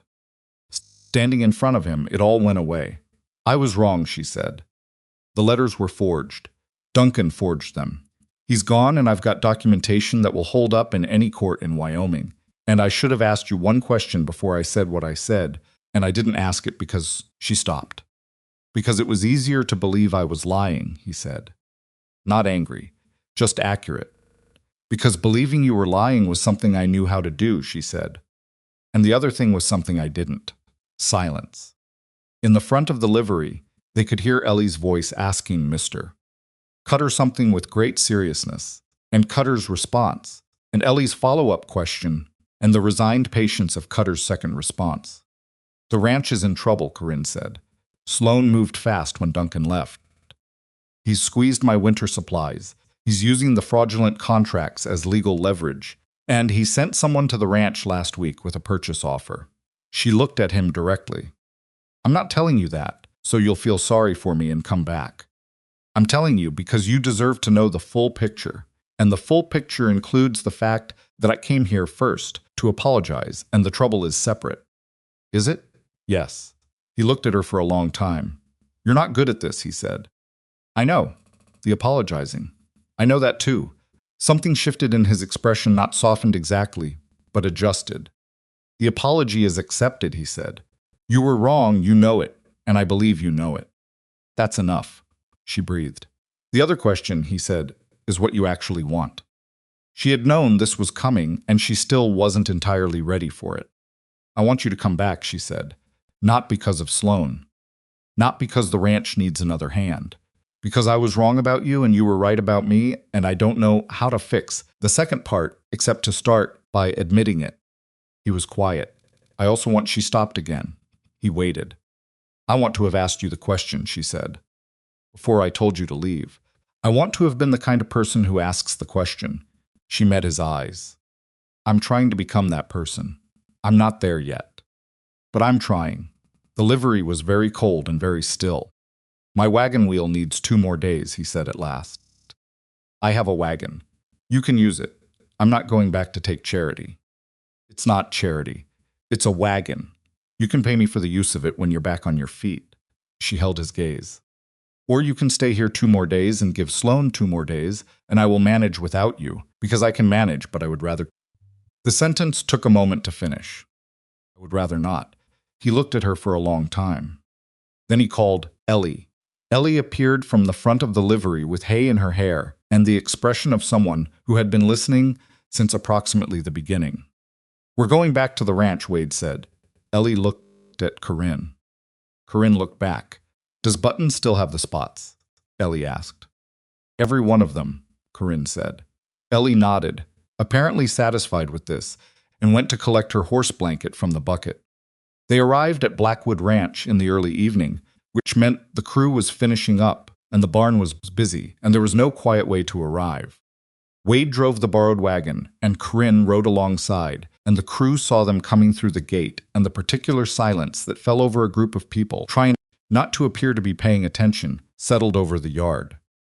Hollis was nearest. He looked at Wade, and then at Corinne, and then he said, "Good," and went back to what he'd been doing, which was the fullest welcome the situation required. Tomas met them at the barn. He looked at Wade with the expression of a man running an inventory of available expertise and revising his numbers upward. "There's a situation," Tomas said to Corinne. "There's always a situation. This one's specific." He fell into step beside her. "Henderson family sent a rider this afternoon. George Kimball's been talking, like he said he would. Henderson, Marsh, and 2 smaller families are willing to meet." He paused. "They want to know if you'll come. When? Tomorrow evening." "Henderson Place." She glanced at Wade, who had heard all of this, and was unloading the wagon with the focused quiet of a man who had decided something and was executing on it. "I'll be there," she said. The Henderson meeting was held in a kitchen larger than the Kimballs, but with the same quality of accumulated life, a table that had fed many people over many years, chairs that didn't match, lamplight that was warm and specific, and had no interest in making anything look better than it was. 8 people around the table, representing 6 operations, and Corinne at one end with George Kimball to her left, and a woman named Rosa Henderson to her right who had run her family's operation alone since her husband's death 4 years earlier, and who had the particular competence of someone who had been underestimated so consistently she'd stopped noticing it. Corinne laid it out. Not the emotional version, the operational version. What Duncan had done, what Sloane's pattern of acquisition looked like when you mapped it against the valley's geography, what the fraudulent contracts meant legally, and what her attorney was doing about them, and what Sloane's next move would logically be once he understood the legal challenge was coming. The room was quiet while she talked. Then Rosa Henderson said, "He'll go after the water rights." Everyone looked at her. "The creek access in the upper valley," Rosa said. "If he can establish a claim to the northern tributary rights before spring filing, he controls water for 4 operations, including mine." She looked at Corinne. "Has he filed?" "Not as of 3 days ago," Corinne said. "My attorney checked." "He will." Rosa said it with the flatness of certainty. "That's the next move. Squeeze supply, apply legal pressure, go after the water. In that order." She folded her hands. "My late husband saw him try this with a family east of here 8 years ago. Different valley, same pattern. The room absorbed this." George said, "So we file first." "We file everything we can file," Rosa said. "Every tributary, every grazing access, every shared trail that has a question mark over it. We establish the claims before he does, and he's got nothing to attach to." "That costs money," said a man named Albright, who ran the smallest operation at the table and whose face had the particular expression of someone for whom money was always the first calculation. "Costs less than losing your water access," Rosa said, without particular heat. Corinne looked around the table. These were people she had known by name for years, and by reputation for longer, and as actual people, with their actual worries and actual competencies, for approximately 48 hours. That was a failure she was sitting with. "I can cover the filing costs," she said. "For anyone at this table who can't manage them, consider it an investment in the valley." She paused. "But I want something in return." The room waited. "Information," she said. "Anything you hear about Sloane's movements, his purchases, his contracts, his conversations in town. He has resources, and I have 1 attorney and a damaged operation. Information is what evens that." Heads around the table. "Not universal, but most." "There's one more thing," Wade said. He was standing at the back of the room. She had not specifically invited him, but he had driven her here, and she had not specifically not invited him. And the families at the table had looked at him when they arrived with the particular recognition of people who had heard about the cattle drive and made their own assessments. The room looked at him. "The contracts Duncan put in place," he said. "Payments to Meadow Creek provisions, some of that money, went somewhere before the operation was discovered. Didn't disappear. Somebody has a record of where it went." He looked at Corinne. If we can find those records, we don't just have evidence of fraud. We have evidence of where Sloane's money is moving, which tells us what he's planning to buy next. Silence. Where would those records be? George asked. Duncan kept them somewhere, Wade said. He was methodical. A man who keeps forged correspondence doesn't keep it in his head. He looked at Corinne. Did you search his quarters before he left? She had not. Should have. She met Wade's eyes, and he read the answer in her face without her saying it, and he did not make her feel foolish for it, which was its own kind of grace.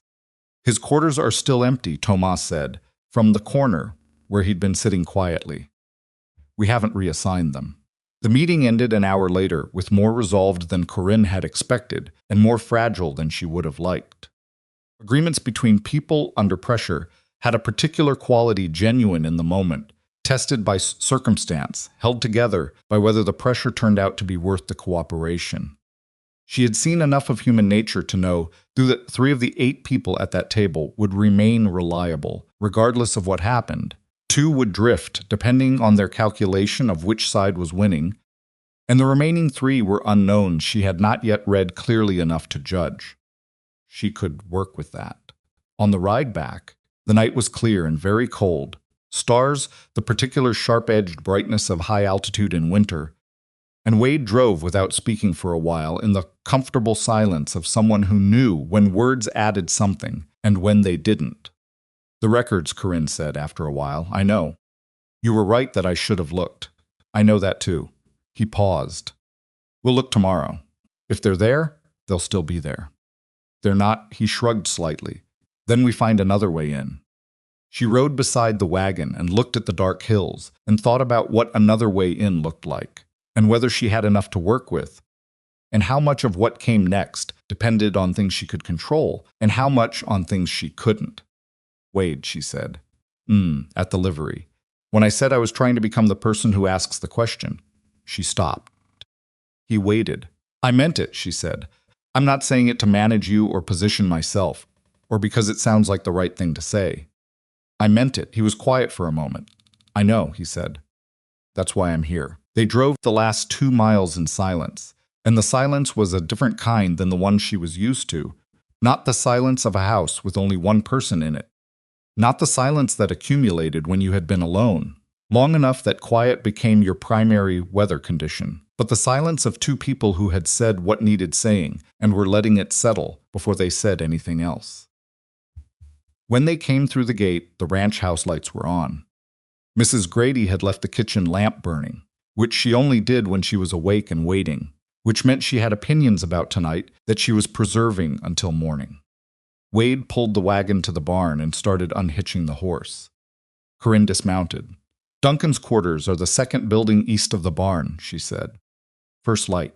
First light, he agreed. She went inside. Mrs. Grady was in the kitchen with the expression of a woman who had opinions. Not tonight, Corinne said as she passed through. Coffee's hot, Mrs. Grady said. Corinne took the coffee to her office and sat at the desk with the lamp turned low and the records she'd been building spread around her. And she added the Henderson meeting to her notes and wrote down Rosa's water rights observation and mapped it against what her attorney had already pulled on Sloane's filings. Rosa was right. The northern tributary rights were the next target. She could see it now in the pattern. The supply squeeze was pressure. The legal threat from the fraudulent contracts was distraction. And while she was managing both, Sloane intended to file the water claim that would make the other 2 irrelevant. She wrote a telegraph message to her attorney that needed to go out first thing in the morning. Then she sat back and looked at the ceiling and thought about a meeting that had gone better than expected and a group of ranching families who might, under enough pressure, become something more than a loose collection of individual operations trying to survive the same winter. She thought about what Wade had said in front of that room, the specific, practical observation about the financial records, offered simply, without performing expertise or taking up more space than the contribution required. She thought about what it felt like to have someone beside her who was not trying to manage her. Turned the lamp off and went to bed. She slept better than she had in 2 weeks. Duncan's quarters were a single room in the small building, east of the barn functional, neat in the way of someone who had kept their professional and personal lives in precise order, with a cot and a writing desk and a chest that was unlocked because Duncan had left in a hurry with his personal belongings and had not thought to lock or empty what remained. Or he had thought no one would look. Wade was at the writing desk when Corinne arrived just after dawn, going through the desk drawers with the methodical attention of someone who had done this kind of searching before. Tomas stood near the door, looking like a man who was not entirely comfortable with the activity, but understood its necessity. "Anything?" Corinne asked. "Not yet." Wade pulled the middle drawer all the way out and looked at the underside, which turned out to be worth doing because taped to the underside of the drawer was a folded paper that had been there long enough to develop a slight curve. Peeled it free and unfolded it. He looked at it for a moment. Then he handed it to Corinne. It was not the financial records she had hoped for. It was something more specific, and in some ways more useful, a list of names, written in Duncan's handwriting, with figures beside each one. Ranch hands' names she recognized, dates, amounts, payments. Duncan had been keeping his own record of who he'd paid and how much. He was covering himself, Wade said, in case Sloane tried to leave him holding everything. He needed documentation that others were involved. Corinne looked at the list. 3 names she recognized. 2 she hadn't expected. 1 near the bottom that made her stop. Aldrich Fenn, Sloane's business representative, the man who had sat across from her desk with his folded hands and his reasonable voice, was on Duncan's payment list dated 6 weeks before Duncan had walked into her office with forged letters. This was not just Sloane using a corrupt foreman. This was a coordinated operation that had started planning months before Wade Hollister had ever appeared on the northern boundary of Blackwood Ranch. He was going to move on the ranch regardless, Corinne said quietly. Wade's arrival made Duncan move faster, Wade said. He saw something changing and decided to act before it changed further. She stood in the cold room with the list in her hand and understood for the first time the full shape of what had been built around her without her seeing it. Sloane had been patient, methodical. He had placed Duncan inside her operation years ago, or had turned Duncan gradually, which was possibly worse, and had been waiting for the right moment to use the position. Wade's arrival had accelerated the timeline because Duncan had seen what Corinne had only half admitted to herself. Something was shifting. That the wall Duncan had described was developing a specific kind of weakness. And Duncan had used that weakness and forged the letters and sent Wade away because a Corinne Blackwood with someone she trusted was a harder target than a Corinne Blackwood alone. Folded the list and put it in her coat. "Get this to your attorney," Wade said. It wasn't a suggestion. It was the voice of someone who had assessed the situation and identified the next step. "Today," she agreed. She looked at him in the gray morning light of Duncan's empty room, and she thought about what he had just put together, the reasoning, the speed of it, the complete absence of self-congratulation. "Thank you," she said. He nodded once, the same way he'd nodded the day she'd taken his word about the logging route and went to start the morning's work. Corinne stood alone in Duncan's quarters for another moment. Then she went to the telegraph office and started a war. The attorney's name was Gerald Marsh, no relation to the ranching family, and he had been practicing law in Cheyenne for 23 years with the particular steadiness of a man who had seen enough human foolishness to be unsurprised by any of it and enough genuine injustice to remain angry about it. He arrived at Blackwood Ranch 4 days after Corinne's telegraph, driving his own buggy through weather that would have discouraged a less determined man, and he sat in her office for 3 hours going through everything she had assembled, with the focused attention of someone building something rather than simply reading. When he was finished, he sat back and looked at the ceiling for a moment. "Payment list is the piece," he said. "Everything else is circumstantial or contractual, defensible but arguable. The payment list with Fenn's name on it establishes a conspiracy rather than a business dispute. That's a different legal category." "How different?" Corinne asked. "The difference between Sloane having a legitimate grievance about broken contracts and Sloane having orchestrated the situation that created those contracts." Gerald folded his hands. "The first is a civil matter. The second is fraud with intent to compel property transfer, which in Wyoming territory carries criminal exposure. Will he know that? Sloane has his own attorneys. They'll know it the moment we file. He paused, which means we need to file everything simultaneously. Water rights, fraud complaint, the civil counterclaim on the supply contract. All of it same day before he has time to react to any one piece. How long to prepare? A week, maybe 10 days. He'll move on the water rights before 10 days. Gerald looked at her. You're certain? Rosa Henderson identified it 3 days ago. Been right about everything else. He was quiet for a moment, working through the problem. Then we file the water rights claim first, he said. Tomorrow if possible. That's the simplest document, straightforward territorial filing. Doesn't require the full case to be built. It stops that piece of the strategy while we prepare the rest. Can you have it ready by morning? Gerald reached for his pen. I'll need your kitchen table and Mrs. Grady's coffee. Mrs. Grady, informed of this requirement, expressed no opinion verbally, but produced coffee of a quality that suggested she approved of the direction events were taking. Wade found Corinne on the porch at 10 that evening, where she had gone because the office felt too small for the particular quality of waiting she was doing. The temperature was somewhere it had no business, being in a world that contained living things, and she had her coat and her hat and her hat and her hands wrapped around a cup that had gone cold while she stood there. You should be inside, he said. I know. He stood beside her and looked at the dark. Gerald's good, he said. I listened to about an hour of the conversation through the wall. He's not performing, he actually understands what he has. I know he's good. I've used him for 8 years. Then what are you out here worrying about? She looked at him sideways. I'm not worrying. I'm thinking. What's the difference? Considered that honestly. Worrying is going in circles. Thinking is going somewhere. And where are you going? She was quiet for a moment. Sloan will respond, she said. Even if the filings work. Even if Gerald builds an airtight case. Sloan has money, and he has time, and he has the particular patience of someone who has won by attrition before. She turned her cup in her hands. Legal processes take months. We have a winter to get through first. The hay from the Kimballs covers the immediate shortage. For now, if he finds another supplier to pressure. Then the Henderson family has more, Wade said. And Marsh family has a contact in Casper that George is already working. Sloan can squeeze one supplier. He can't squeeze an entire valley of people who've decided they're done being squeezed. She looked at him. When did you talk to George Kimball? Yesterday. He rode by while you were with Gerald. A pause. I hope that's all right. She would have said yes automatically 3 weeks ago, which would have been the polished version of yes. The true version, which she was working on, was, it's more than all right. Thank you. He nodded. They stood in the cold for another minute.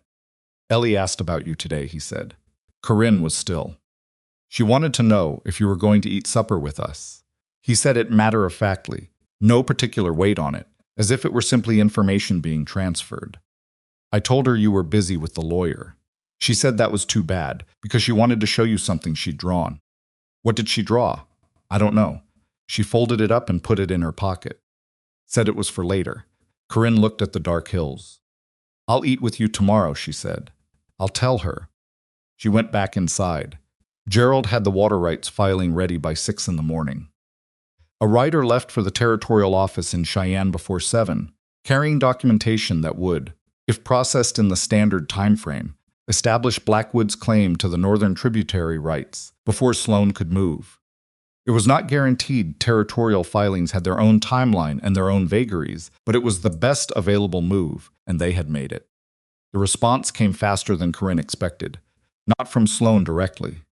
From Aldrich Fenn, who appeared at the ranch gate on Friday morning with 2 men she didn't recognize, and the particular expression of someone who had received information that had changed his assessment of the situation and was recalibrating in real time. Corinne met him at the gate. She did not invite him in. Miss Blackwood, Fenn said. His voice had lost some of its practiced smoothness. We understand a filing was made yesterday regarding the northern tributary access. That's correct. Mr. Sloan's position is that there are existing usage rights that predate any claim Blackwood Ranch might establish. Mr. Sloan's position, Corinne said, is going to need to be argued in front of a territorial judge, along with several other matters that are currently being prepared for filing. She looked at him steadily. Including the question of your own involvement in the arrangement with my former foreman. Two men behind Fenn shifted slightly. Fenn did not shift, but something in his face did. That's a serious allegation, he said carefully. It's a documented one. She held his gaze. Your name appears in records kept by Duncan Price. The dates, amounts, and nature of the transactions are specific. A pause. I'd suggest you speak with your own attorney before your next visit. Fenn was quiet for a moment. Mr. Sloan, he said slowly, is prepared to significantly improve the purchase offer. Enough to allow you to establish a comparable operation elsewhere and retain. I'm not selling Blackwood Ranch, she said. Not to Sloan. Not at any price. Not under any circumstances that currently exist, or that he is capable of creating. She kept her voice level because level was more effective than heated, and she had learned that 20 years ago. You're welcome to carry that back to him, word for word. Fenn looked at her for a long moment. Then he looked past her, and she knew without turning that Wade was there. She had heard him come up from the barn, had registered his presence at her shoulder, with the particular awareness she had developed for him without deciding to. Good morning, Wade said, to no one in particular. Fenn turned his horse and left. The two men followed. Corinne watched them go. You didn't need to come up, she said. I know. A beat. You had it. Yes. But 3 is a harder number than 1 when someone's trying to read your position. He said it simply. It doesn't hurt to have someone at your shoulder. She turned and looked at him. He was looking at the retreating riders with the particular attention of someone memorizing details. It doesn't, she agreed. The week that followed was the most operationally complex of Corinne's 12 years running Blackwood Ranch, and it was complex in the way that real difficulty was complex, not dramatic, not cinematic, but exhausting in the small accumulation of things that each needed decisions, and each decision had consequences, and there was never quite enough information, and never quite enough time, and the temperature stayed at a number that made everything harder. Gerald worked from the ranch office, which he had essentially occupied, building the fraud case with the methodical patience of someone laying a floor one plank at a time, each one solid before the next went down. He sent messages to Cheyenne daily and received responses that were, in his assessment, encouraging, which in Gerald's vocabulary meant something had gone right but cautiously.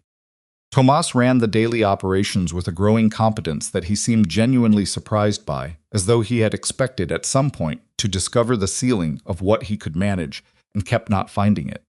He made mistakes, a crew scheduling error that left the North Paddock understaffed during a particularly bad morning, a supply delivery accepted without proper count came up 8 bales short when they did the inventory, and he came to Corinne with each mistake directly, which was the correct thing to do, and which she told him so. Wade worked. He did not have a formal position. The question of his role had been left unresolved in the urgency of everything else, and he seemed untroubled by the ambiguity, operating with the practical intelligence of someone who assessed what needed doing and did it without requiring the task to be officially assigned. He helped Tomas with the crew scheduling, not by taking authority but by offering options and letting Tomas decide. He continued the daily work with the gelding, which was showing genuine progress in a way that Hollis had taken to watching from a careful distance with an expression of reluctant admiration. And every evening, in the small room off the bunkhouse that misses, Grady had quietly arranged for him and Ellie. He cooked supper badly and patiently and sat with his daughter and her letters. Corinne ate with them on Tuesday, as she had said she would. It was not elegant. Wade had made something with beans and salt pork that was edible, in the way that things cooked by someone whose attention was primarily elsewhere were edible, technically food, lacking ambition. Ellie sat across from Corinne with the serious attention of a child conducting an evaluation and ate her beans with great concentration. Midway through the meal, Ellie reached into the pocket of her dress and produced a folded paper, slightly crumpled. Put it on the table in front of Corinne. Corinne unfolded it. It was a drawing, in the wobbly lines of a 4-year-old's best effort, of something that might have been a horse. It had 4 legs, which was accurate, and spots, which confirmed it was meant to be the gelding, and beside the horse were 2 figures of approximately equal height, one with a hat and one without. That's you, Ellie said, pointing to the hatless figure. And that's Papa. And that's Buttons. Corinne looked at the drawing. It's very good, she said. I know, Ellie said with the serene confidence of someone who has not yet learned that modesty is expected. Wade, across the table, was looking at his beans, with the expression of a man who had decided to be very interested in his beans. Corinne folded the drawing carefully and put it in her coat pocket. Thank you, she said to Ellie. Ellie nodded and returned to her beans. After supper, while Wade was putting Ellie to bed and Corinne was walking back to the main house, she stopped in the middle of the yard and stood for a moment in the cold dark and felt something that was not a problem and not a calculation and did not require a decision. Stood with it for a minute. Then she went inside and worked until midnight. The legal filing landed in Cheyenne on a Thursday. Gerald had timed it carefully: the fraud complaint, the criminal referral regarding the conspiracy between Sloan's representative and the former foreman, and the civil counterclaim on the supply contracts. All filed simultaneously through different channels so that no single filing could be addressed before the others were already in process. It was the legal equivalent of Wade's cattle drive strategy, multiple approaches that couldn't all be blocked at once. Corinne found out it had been received when Gerald appeared, in the office doorway at 9 in the morning with the expression of a man who has just won the first round of something. It's filed, he said. All of it. Territorial judge has the fraud complaint. District office has the civil matter. And the criminal referral is with the marshal's office in Cheyenne. Sloan's attorneys will respond immediately. Yes. But they're responding, not initiating. That's a different position than the one they were in last week. He sat down. There's something else. The marshal's office contacted me this morning, before I'd even confirmed receipt of the referral. Corinne looked at him.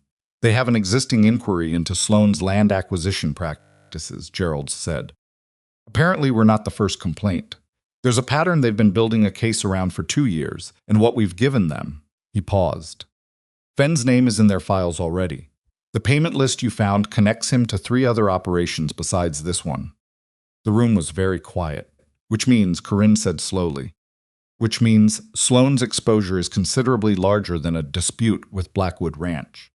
Gerald's voice was professionally measured, but underneath it was the particular satisfaction of a man who has worked 23 years and occasionally gets to see something land correctly. The marshal's office is moving. Not because of us specifically, we accelerated what was already coming. Corinne sat with that for a moment. When will Sloan know? If he doesn't already, within hours. Gerald picked up his pen. I'd expect a response by the end of the day. The question is what form it takes. The form it took was not what anyone expected. It was not Fenn at the gate. It was not a telegraph from Sloan's attorneys. It was at 3 in the afternoon. A rider from the Kimball farm carrying a message from George that said, Sloan's men pulled off the eastern grazing access this morning. All of them. Word is he's recalled his field people back to the main operation. Corinne read the message twice. She brought it to Wade, who read it once. He's contracting, Wade said, pulling back to defend. He knows about the marshal. It wasn't a question. He must. She looked at the message again. A man building forward doesn't pull his field people. A man protecting what he already has does. The relief she felt was not the clean, uncomplicated relief of a problem solved. It was the more complicated relief of a danger that had receded rather than disappeared, which required a different kind of attention than the danger itself had. Sloan was not gone. He was repositioning. That was better than last week and not the same as finished. She went and found Gerald. We need to make sure the Cheyenne filings have everything that protects the valley operations, not just Blackwood, she said. The water rights, the grazing access, the supply network. If the marshal's case goes forward, the smaller families need to be positioned as injured parties, not just witnesses. Gerald looked at her with something that might have been mild surprise if he had been a man who expressed mild surprise. That adds to the scope considerably, I know. It's the right call, he said. But it means more work and more time and more of your money. Add it, she said. He added it. Rosa Henderson came to the ranch that evening, uninvited and unannounced, which was not characteristic of Rosa, who was a person with strong opinions about the courtesy of prior notice. She arrived at the kitchen door with the expression of someone who has been thinking hard and arrived somewhere they didn't entirely plan. He pulled back, she said, when Corinne opened the door. I heard. My husband tried to fight him 8 years ago in the other valley. Rosa stood in the doorway, alone. He got halfway there and ran out of resources, and Sloane's attorneys ran out the clock. She was quiet for a moment. I've been watching what you're doing. The filings. Bringing in the families. The Cheyenne connection. She looked at Corinne directly. What you're doing is different. It's different because I'm not doing it alone, Corinne said. Rosa was quiet for a long time. I wanted to say that, she said finally. And I wanted to say that if there's anything the Henderson operation can contribute to the Cheyenne case records, testimony, anything, you have it. Corinne stepped back from the door. Come in, she said. Gerald's still here. Rosa came in, Mrs. Grady, who had been operating in a state of sustained culinary generosity ever since the situation began improving, produced coffee and something with dried apple that was better than the circumstances warranted. The conversation between Rosa and Gerald lasted 2 hours and produced, among other things, records from the Henderson operation that added 3 specific incidents to the marshal's inquiry and a witness account of a conversation between Sloane and a territorial water commissioner that Gerald called, with careful statement, very useful. After Rosa left, Gerald sat at the kitchen table and looked at his notes. This case, he said, has grown significantly since I arrived. Does that concern you? Corinne asked. On the contrary, he closed his notebook. Larger cases have more weight, and cases with multiple injured parties are harder to make disappear. He looked at her. Sloane has lawyers, good ones. They'll find angles. But he doesn't have a clean exit from this anymore. Corinne sat across from him. What does he have? She asked. He has the option to settle, make quiet restitution, withdraw the contested claims, cooperate with the marshal in exchange for limiting his own exposure. Gerald paused. Or he can fight, and if he fights, it gets expensive and public, and the kind of public that attracts attention from outside the territory. Which will he choose? Gerald looked at her with the experience of 23 years of watching human nature make financial decisions under pressure. He'll choose based on what it costs him. Right now he's calculating. Give it another week before he moves. The week was not quiet, but it was a different quality of unquiet than the previous weeks had been. The active threat had paused, which created space for the operational work that had been running on emergency fuel to shift to something more sustainable. Tomas came into his role more fully, making calls without checking them with Corinne first, developing the particular authority that comes from being trusted rather than supervised, making a mistake with a feed delivery and solving it himself before Corinne even knew it had happened.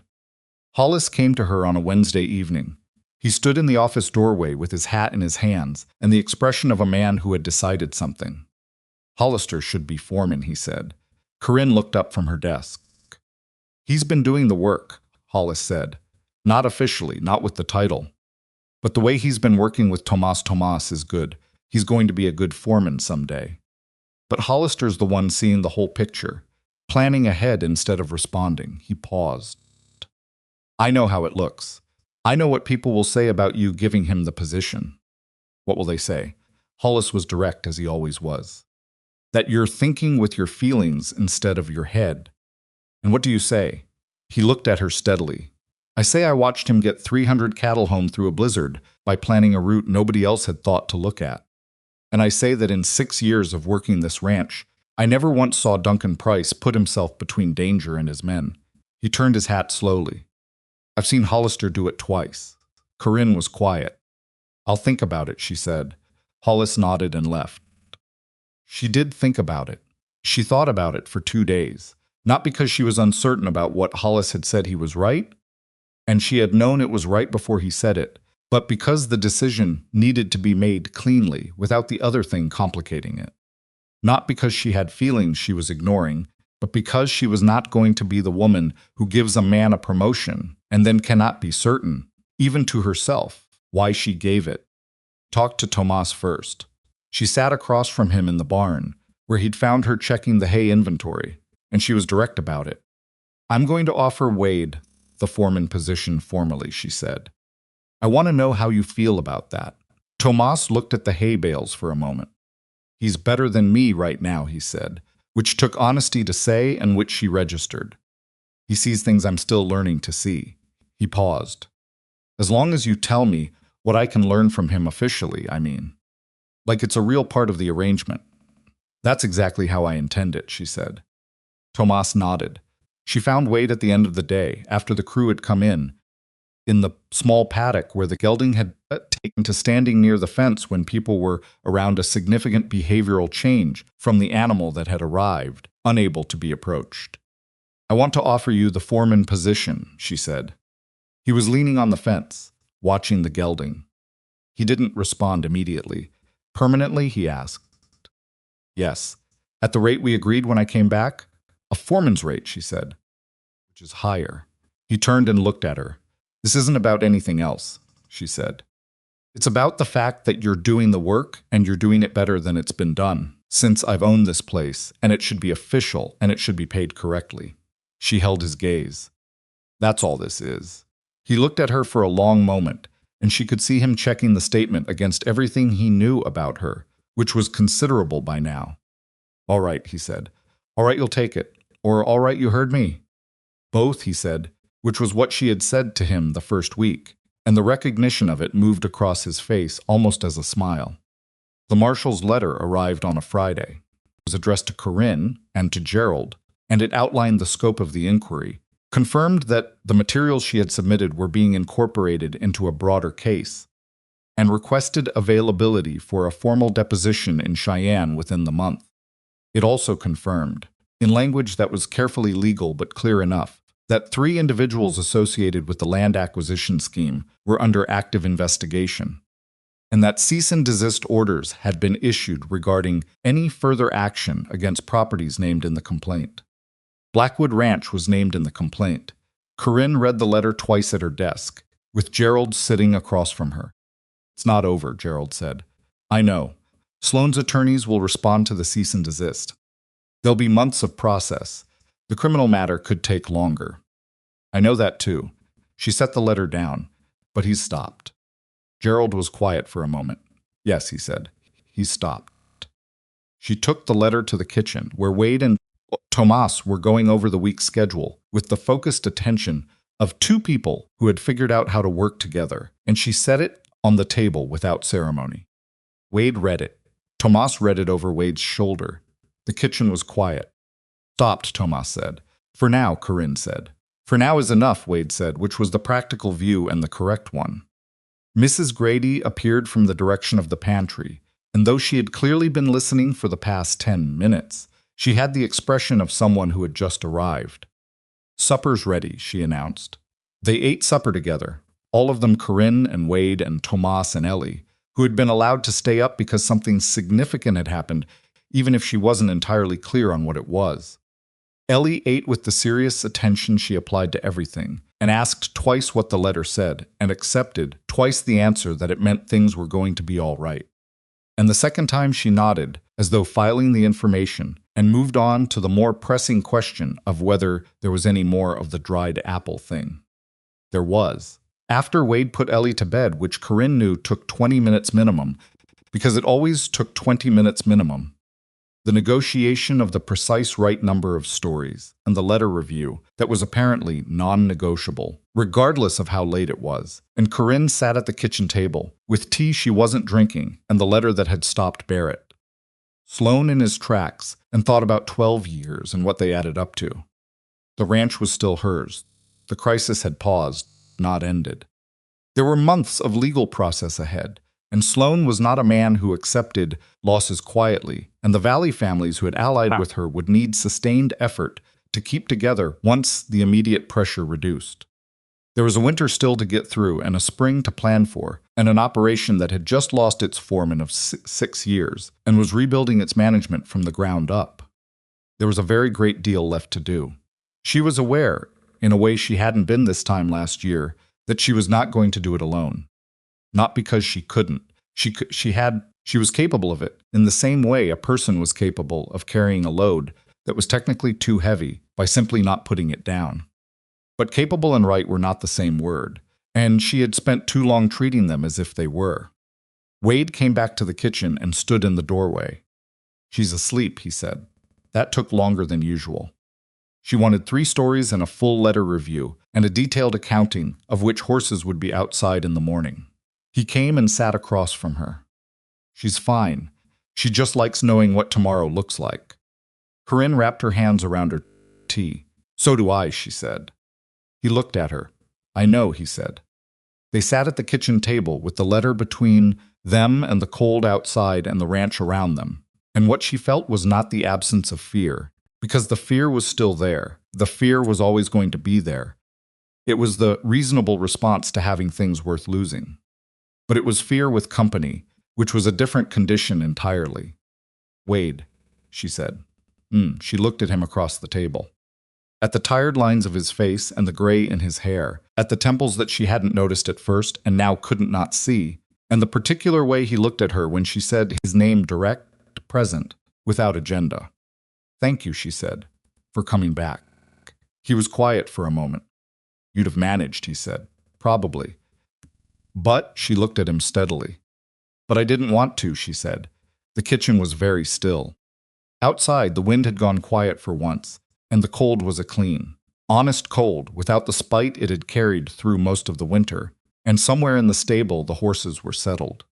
Wade reached across the table and put his hand over hers. He didn't say anything. She didn't move her hand. They sat like that, for a while, in the kitchen of the ranch she had built and the winter that was nearly through. And what she felt was not rescue, and not surrender, and not any of the things she had spent 12 years being afraid that needing someone would feel like. It felt like this, just this. The hand stayed on hers for a while, and then Wade moved it, quietly, without making anything out of it, and they sat a little longer before he said he should check the stable one more time before turning in. And she said, all right, and he went. She sat alone at the kitchen table with her cold tea and the marshal's letter and the specific feeling of something that had shifted in a direction she didn't yet have a full name for, but recognized as significant the way you recognize weather that is genuinely changing rather than temporarily adjusting. She did not sleep badly that night. She did not sleep particularly well either, because she was not a person whose interior life resolved cleanly overnight. But she lay in the dark with the sounds of the ranch around her, the horses, the wind, the small, reliable sounds of a place that was fundamentally itself, and what she felt was not the loneliness she had gotten so practiced at not calling loneliness that she had almost stopped knowing it was there. It was still there. It had been there for years. It was just for the first time in a long time, a little smaller than everything else. Spring arrived the way Wyoming springs arrived, not gently, not as a gift, but as a slow argument with the winter, that the winter lost incrementally over 6 weeks of back and forth that would have exhausted anyone expecting a clean transition.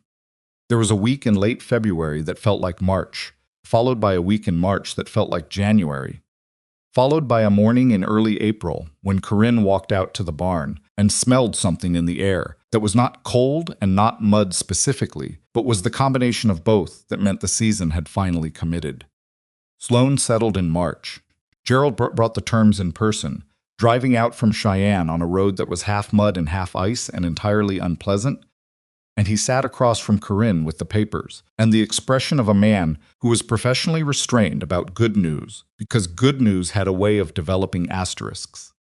He's withdrawing all contested claims, Gerald said. The water rights dispute, the supply contract litigation, the access questions. All of it withdrawn with prejudice, meaning he can't refile on the same grounds. And the criminal matter? Fenn cooperated with the marshal.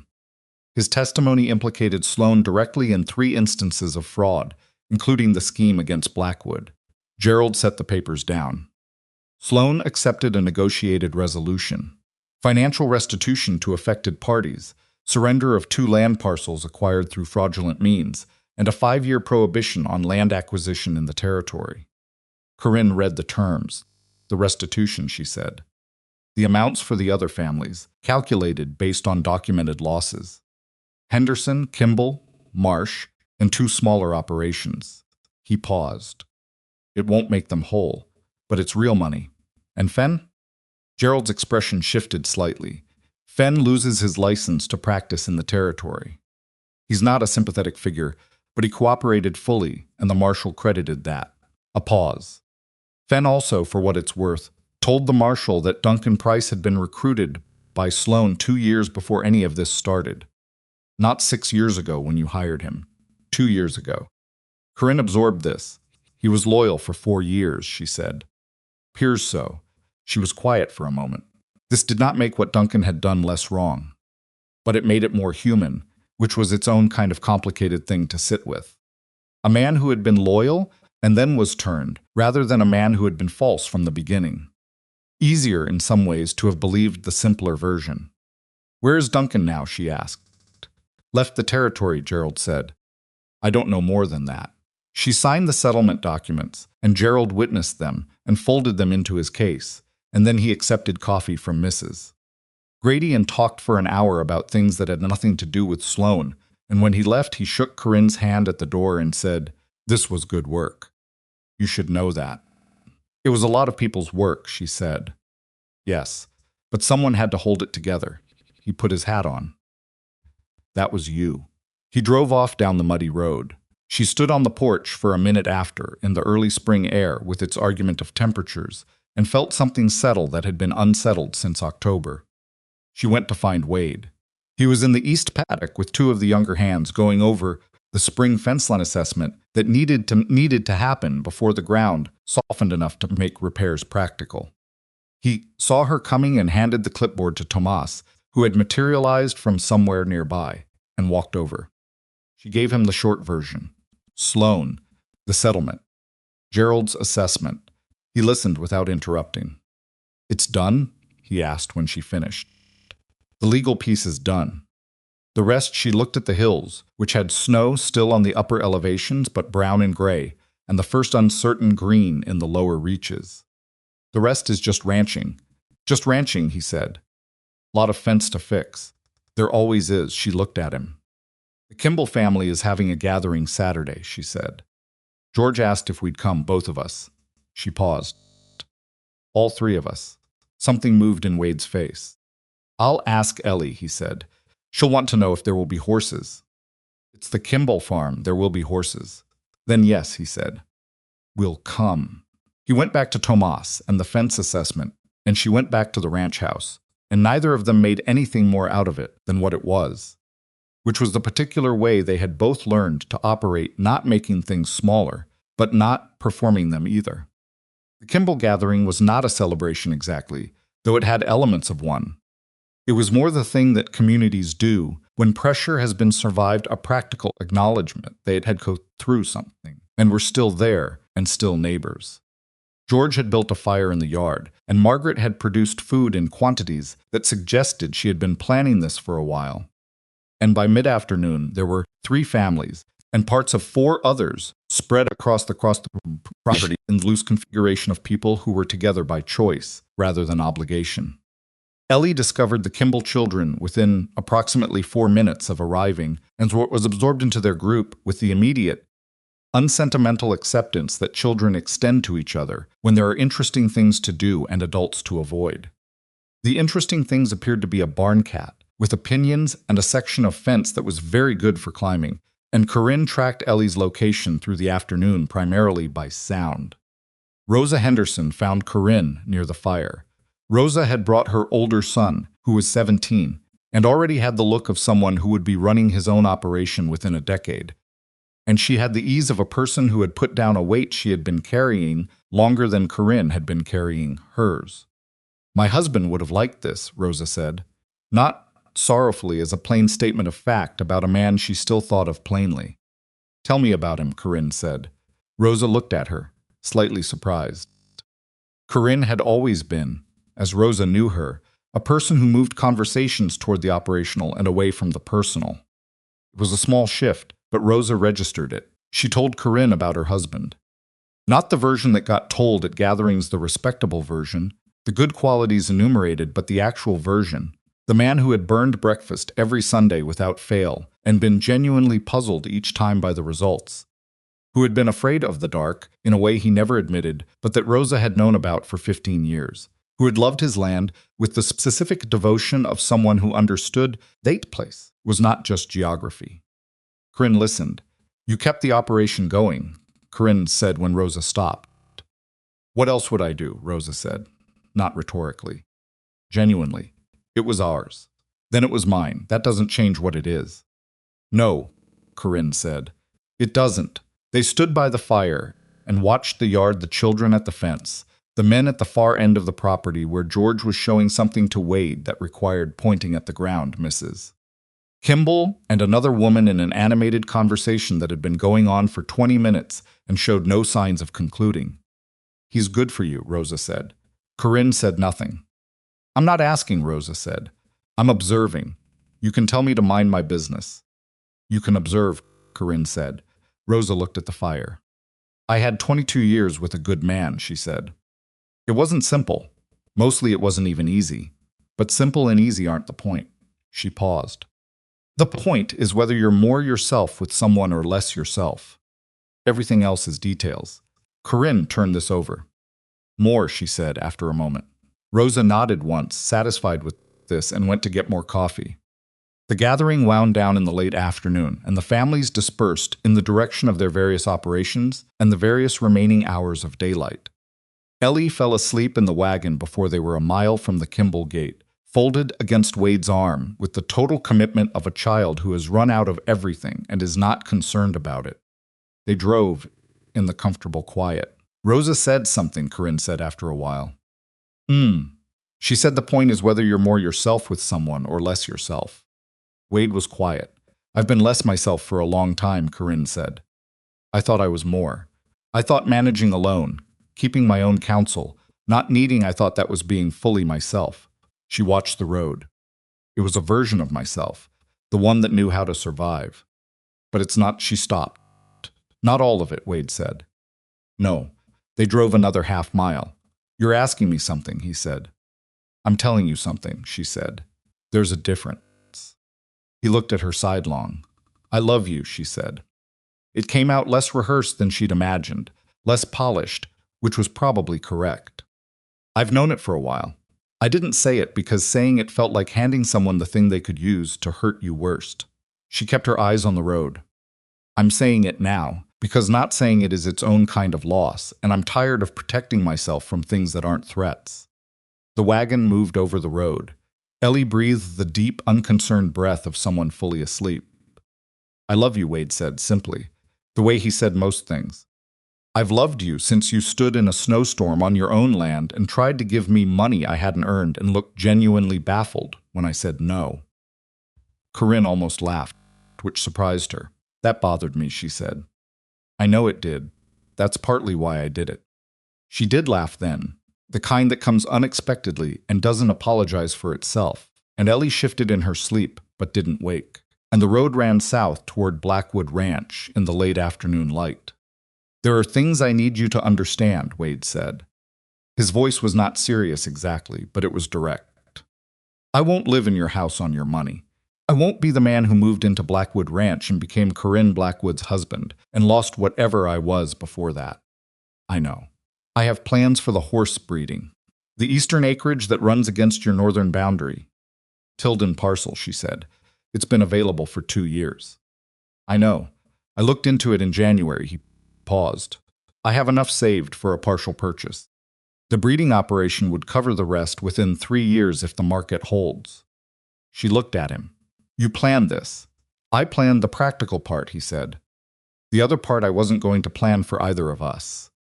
She understood what he meant.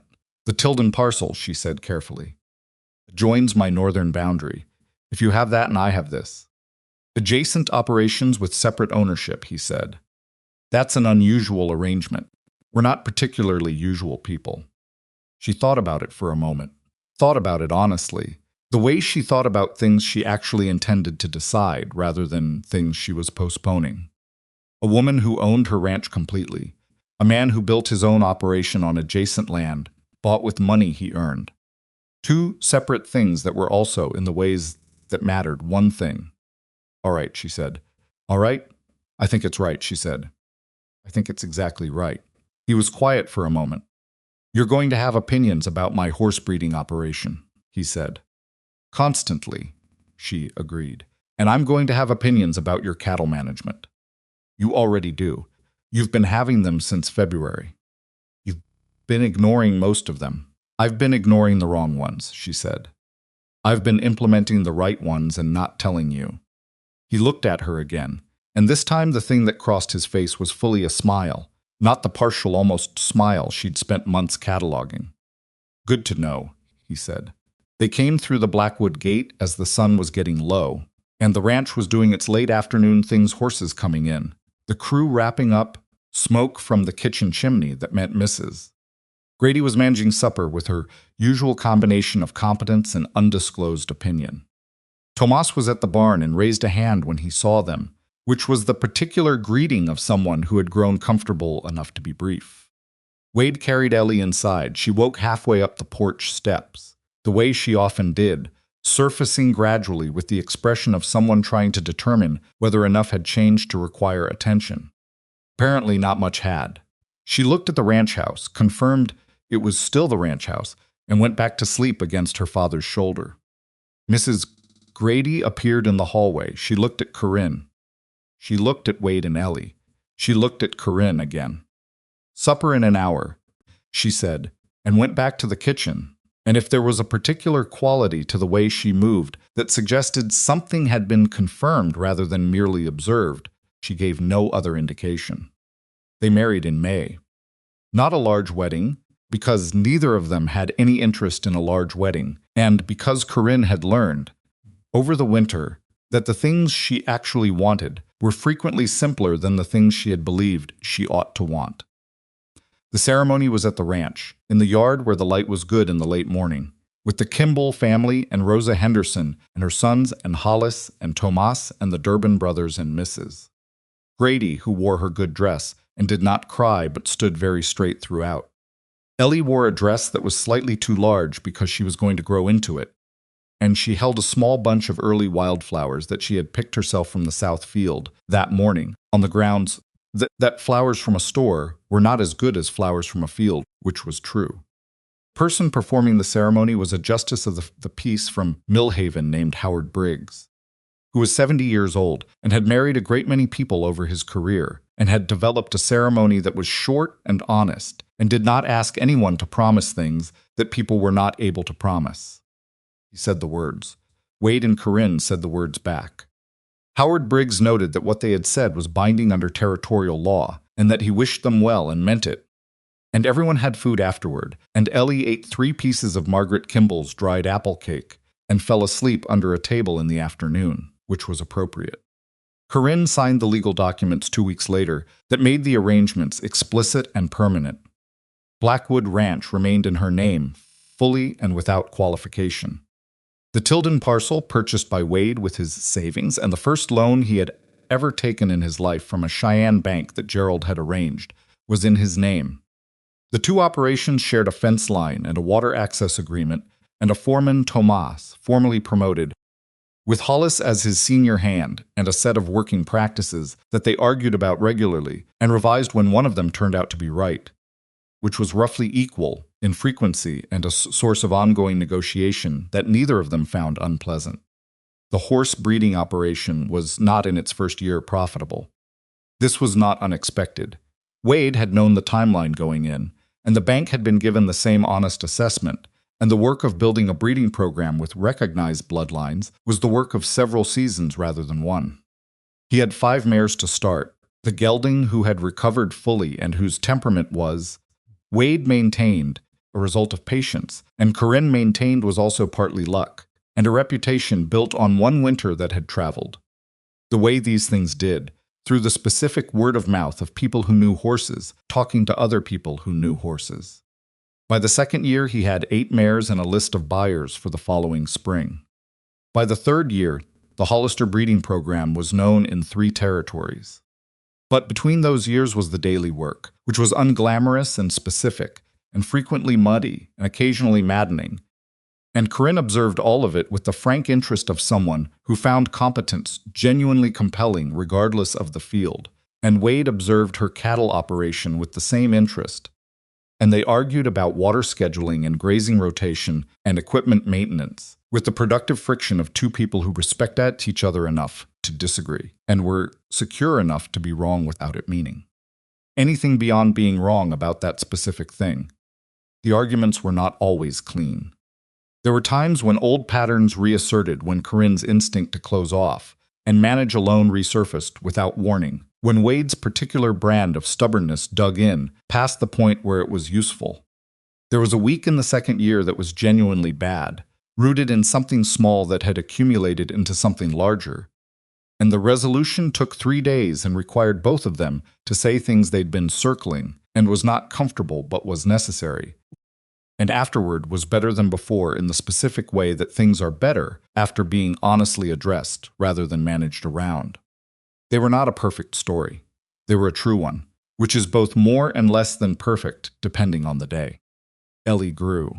This was the thing that Corinne had not anticipated fully, not that Ellie would grow, which was biological inevitability, but that she would grow in the particular way that involved Corinne, that Corinne would be present for, that would require Corinne to figure out who she was to this Kaidvasa child, without pretending to be something she wasn't, and without disappearing into professional distance, because professional distance was what she was comfortable with.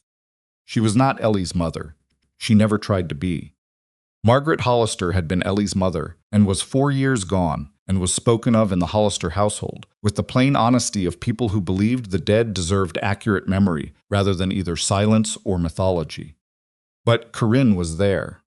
She was there for the writing lessons, which started in the second spring, when Ellie declared herself ready, with the total conviction of a 5-year-old who had been watching horses for a year and had decided she understood them. The first lesson lasted 20 minutes before Ellie decided that being on the horse was different from watching the horse in a way she needed to think about, and she climbed down with great dignity and did not get back on until the following Tuesday. She was there for the school question, which required 3 weeks of discussion and 1 trip to Millhaven to examine the schoolhouse, and 1 very long conversation with Ellie about what she wanted and what she was afraid of, and which resulted in Ellie attending school in Millhaven 4 days a week with the Hendersons' older daughter for company. She was there for the bad dreams that arrived in the 3rd year, without explanation, the ones that woke Ellie in the dark, and had her in the hallway confused and frightened before she was fully awake. The first time it happened, Corinne heard her before Wade did, and she got up, and she sat with Ellie on the floor of the hallway with a blanket around both of them, while Ellie explained the dream, in the fragmented way of someone whose grip on it was already loosening. And Corinne listened and did not try to fix it or explain it away, but simply stayed. Wade appeared in the hallway doorway. He looked at them on the floor. "She's all right," Corinne said quietly. He leaned against the door frame and stayed there, awake but not interfering, because what was needed was not him, and he knew it, which was its own kind of love in a different register. After that, on the nights the bad dreams came. It was either of them depending on who heard first, and Ellie accepted this with the adaptability of children who have learned that safety can come in more than one form. She did not call Corinne anything specific for a long time. She called her father Papa and had always called him that, and she called Mrs. Grady Mrs. Grady, and she called Hollis like the rest of the crew did, and she called Corinne, for a long time, nothing in particular, which is to say she talked to her directly without preamble, which is perhaps its own form of familiarity. It was in the 4th year, on an ordinary afternoon with nothing particular to mark it, that Ellie came in from the barn where she'd been helping Tomas with something and found Corinne at the kitchen table going over accounts and said, without looking up from the mud she was tracking across the floor, "Corinne, can I have the apple from the bowl, or are you saving it?" "Take it," Corinne said. Ellie took it, and it was only later, doing the accounts, that Corinne realized Ellie had used her name for the first time, not Miss Blackwood, not the careful nothing of direct address, just her name. The way you use the name of someone who was simply there and simply part of your life and did not require any other designation. She sat with that for a while. Then she went back to the accounts. Barrett Sloane's operation contracted over the following years in the way of things that have overreached, not dramatically, not with the satisfying collapse of a story's villain, but incrementally, as the fraudulent land acquisitions were unwound by territorial order, and the reputation damage from the Marshall's case worked its way through the business relationships that had sustained him. He remained in the territory. He remained in cattle. He was simply a smaller man than he had been, with a smaller operation and a more complicated relationship with the law. He never approached Blackwood Ranch again. Duncan Price was heard of once, 3 years later, in a letter to Hollis from an old acquaintance in Montana who mentioned having seen him working as a hand on a small family operation near Billings. Not foreman, a hand. Hollis mentioned it to Corinne without comment, and Corinne received it without comment, and neither of them decided what to do with it, because there was nothing to do with it, and the man had removed himself from their lives, and that was sufficient. Gerald Marsh continued to practice law in Cheyenne and remained Corinne's attorney, and visited the ranch twice a year on matters that required his presence, and once a year purely because he had decided he liked the place and Mrs. Grady's cooking in approximately equal measure. Rosa Henderson expanded her operation eastward in the 4th year, adding grazing land that had become available when one of Sloan's former parcels was released by territorial order, and she hired 2 additional hands and bought 3 new breeding cows, and reported to Corinne at the following year's Kimball gathering that she was doing better than she had since before her husband died. She said this the same way she said everything plainly, without requesting a response to it. Corinne responded anyway. He'd be glad, she said. Rosa thought about this honestly. He'd be glad, and then he'd have opinions about the new hands, she said. In that order. Corinne knew exactly what she meant. There is a thing that happens to people who build their lives around being sufficient unto themselves, around the conviction that needing is weakness, and that independence is the highest form of dignity, and the thing is that they are not. Wrong, exactly, but they are not entirely right either. Sufficiency is real. Independence is real, and worth protecting, and not a thing to be traded away because someone makes you feel less alone for a season. But there is a version of independence that is just loneliness with better posture. Corinne Blackwood had been living that version for 12 years, and she had called it strength, and it was strength, but it was also the specific kind of strength that comes from never testing the alternative, which means it is strength built on incomplete information. What she learned in the years after that winter was not that she needed someone. She had spent long enough alone to know that need was not the right word for what she felt or what she wanted. What she learned was that she was more herself with someone than without. That the walls she had built in the name of protection had been protecting her, yes, and had also been keeping things out that she wanted inside. That trust, offered to the right person with appropriate evidence, was not vulnerability. It was intelligence. She also learned that she was still capable of being wrong, and stubborn past the useful point, and of closing off when opening would have been better, and of making decisions alone that should have been made together. She learned this repeatedly, across ordinary years, and she corrected it when she caught it. And sometimes she caught it late, and sometimes she didn't catch it until Wade said something about it with the directness she had come to rely on precisely because it didn't soften itself to manage her feelings. She was not a different person than the woman who had stood in a snowstorm and tried to give a stranger money to make him leave faster. She was more of that person. The parts that had been contracted in, held close and defended, had been given room. That was all it was, really. Room. There was a morning in the 5th year, an ordinary morning, early summer. The hills green in the way that Wyoming managed for approximately 6 weeks before returning to gold when Corinne rode the northern boundary of her property and stopped at the fence line that marked where Blackwood Ranch ended and the Hollister breeding operation began. On the other side of the fence, Wade was working with a young mare that had arrived the previous month, with a history that was familiar poorly handled, difficult, waiting to be frightened again. He was doing what he had described to her once across a kitchen table, nothing. Standing at the fence with his arms on the rail, patient, letting the animal decide he wasn't a threat. The mare was 3 feet closer to him than she had been yesterday. Ellie was perched on the fence beside her father, also not doing anything, also patient, having absorbed over 5 years the particular lesson that patience was not the absence of action but its own kind of action, which was a lesson a lot of grown people never learned. Neither of them had seen Corinne yet. She stopped her horse and watched. Wade said something to Ellie. Ellie responded. The mare's ears moved. The conversation was clearly not about the mare too relaxed, too familiar, and the mare responded to the relaxation the way animals do, by beginning to recalibrate her assessment of the situation. Corinne watched her husband stand at a fence on his own land, talking to his daughter, doing the slow, patient work that he had always done.